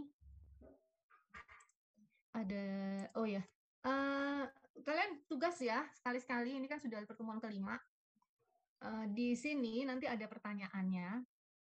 Coba dilihat sebentar aja. Oh ini nggak usah ya. Jadi yang di sini, nah ini sudah terbaca, terlihat tempat kalian ya. Jadi yang pertama soalnya adalah keliru bila pemasar beranggapan bahwa populasi di Yogyakarta merupakan kelompok homogen dengan nilai dan budaya yang sama. Sama kelirunya bila pemasar beranggapan bahwa masyarakat Jawa memiliki kebiasaan membeli yang sama. Berikan komentar Anda mengenai pernyataan ini. Jadi kalian komentarin ini pernyataan menurut kalian gimana, benar atau salah gitu ya. Kalau salah kenapa? Kalau benar kenapa? Kemudian yang kedua, kapan keluarga bisa sangat mempengaruhi perilaku pembelian yang menyangkut pembelian restoran? Ini keluarga kalian. Ya, jadi terapkan di keluarga kalian. Yang ketiga, terapkan dalam proses keputusan untuk pemilihan liburan Anda. Tadi ada 5 proses ya, ada proses pengenalan kebutuhan, kemudian pemilihan, dan seterusnya sampai tahap after sale atau tahap setelah pembelian. Itu ya, jadi terapkan. Jadi kapan kalian mulai mengenali itu gitu ya. Kemudian yang keempat, pilih salah satu produk dan perusahaan industri pariwisata yang menjadi favorit kalian. Sebenarnya saya tadi sempat menyinggung ini di awal pertemuan tadi. Jelaskan apa saja yang menyebabkan kalian menjadi pelanggan setia dari produk dan perusahaan tersebut. Kaitkan dengan faktor-faktor yang mempengaruhi perilaku pembeli. Tadi ada faktor budaya, faktor psikologis ya, ada faktor sosial, ada kayak gitu. Nah ini kalian coba pilih salah satu. Nah di faktor budaya ini ada nggak? Gitu ya, menjadi favorit. Pilih produk dan perusahaan. Jadi misalnya produknya makanan, perusahaannya apa? Misalnya kalian fanatik banget nih sama Rocket Chicken, fanatik banget sama McD, fanatik banget sama restoran apa gitu, atau kalian rumah makan, hotel, atau kalian fanatik terhadap satu tempat liburan gitu ya, tempat destinasi atau lainnya. Jadi produk industri pariwisata. Bisa ya, paham ya? Nah ini tugas individu ya, bukan kelompok. Jadi silakan kalian kumpulkan, nanti dikumpulkannya di kita punya Google, punya itu ya. Apa tuh namanya? Aduh, saya tuh kok suka. Google Classroom. Nah, iya betul. kita punya Google Classroom, kumpulin di situ. Nah, ada yang belum nggak bisa masuk di situ kan yang jadi asisten ya. Siapa? Saya kok lupa. Fahmi, Bu. Bukan Fahmi. Fahmi, Bu. Hah? Tania Gonli. Tania, Bu. Tania. Oh, Tania, iya betul. Tania nanti langsung ke ini aja ya. Ke apa? Drive ya? Google Drive ya? Atau gimana? Nanti kan nggak bisa masuk di situ dia. Gitu ya. Baik, sudah. Terima kasih. Nanti saya share habis ini sama yang satunya yang materi tentang apa tuh tadi? Kepribadian, 12 kepribadian manusia. Orang, gitu ya. Kalau sudah ya sudah, kita akhiri saja. Nanti habis ini saya share. Sampai ketemu lagi. Sehat-sehat selalu ya kalian ya. Jangan sampai sakit, apalagi ini situasi lagi hujan gitu ya, gampang sakit. Terima kasih atas partisipasi kalian pada hari ini. Terima kasih juga atas fasilitas yang sudah diberikan pada kita semua ya untuk pertemuan hari ini. Sampai ketemu lagi. Minggu depan kita materinya tentang segmentasi ya. Jadi sampai ketemu lagi minggu depan. Bye dari semuanya. Ibu, permisi untuk videonya kapan ya, Bu? Belum. Gimana? Untuk tenggat waktu tugasnya kapan ya, Bu? Oh, ya. Jadi belum dadah ya. Sebentar. Pengumpulannya itu sampai ini aja nggak apa-apa. Sampai minggu besok. Jadi hari Senin jam 11.59 ya. Hari Senin itu tanggal berapa? Itu ya, bisa ya paham ya maksud saya ya. Senin jam 23.59, jadi sebelum sampai hari Selasa. Ya, supaya saya bisa ngelihat jawaban kalian dulu untuk nanti saya kasih komentar di hari Rabunya. Gitu ya. Oke, Bu. Ya. Oke, nanti saya kasih catatan di Google Classroom-nya. Itu ya. Dan sudah kan? Nggak ada lagi yang ditanya? Sampai ketemu lagi ya. Bye-bye, dadah. Sehat-sehat selalu kalian semua. Terima kasih, Bu. Ya, sama-sama. Ibu, selamat siang. Terima kasih. Selamat siang, Bu.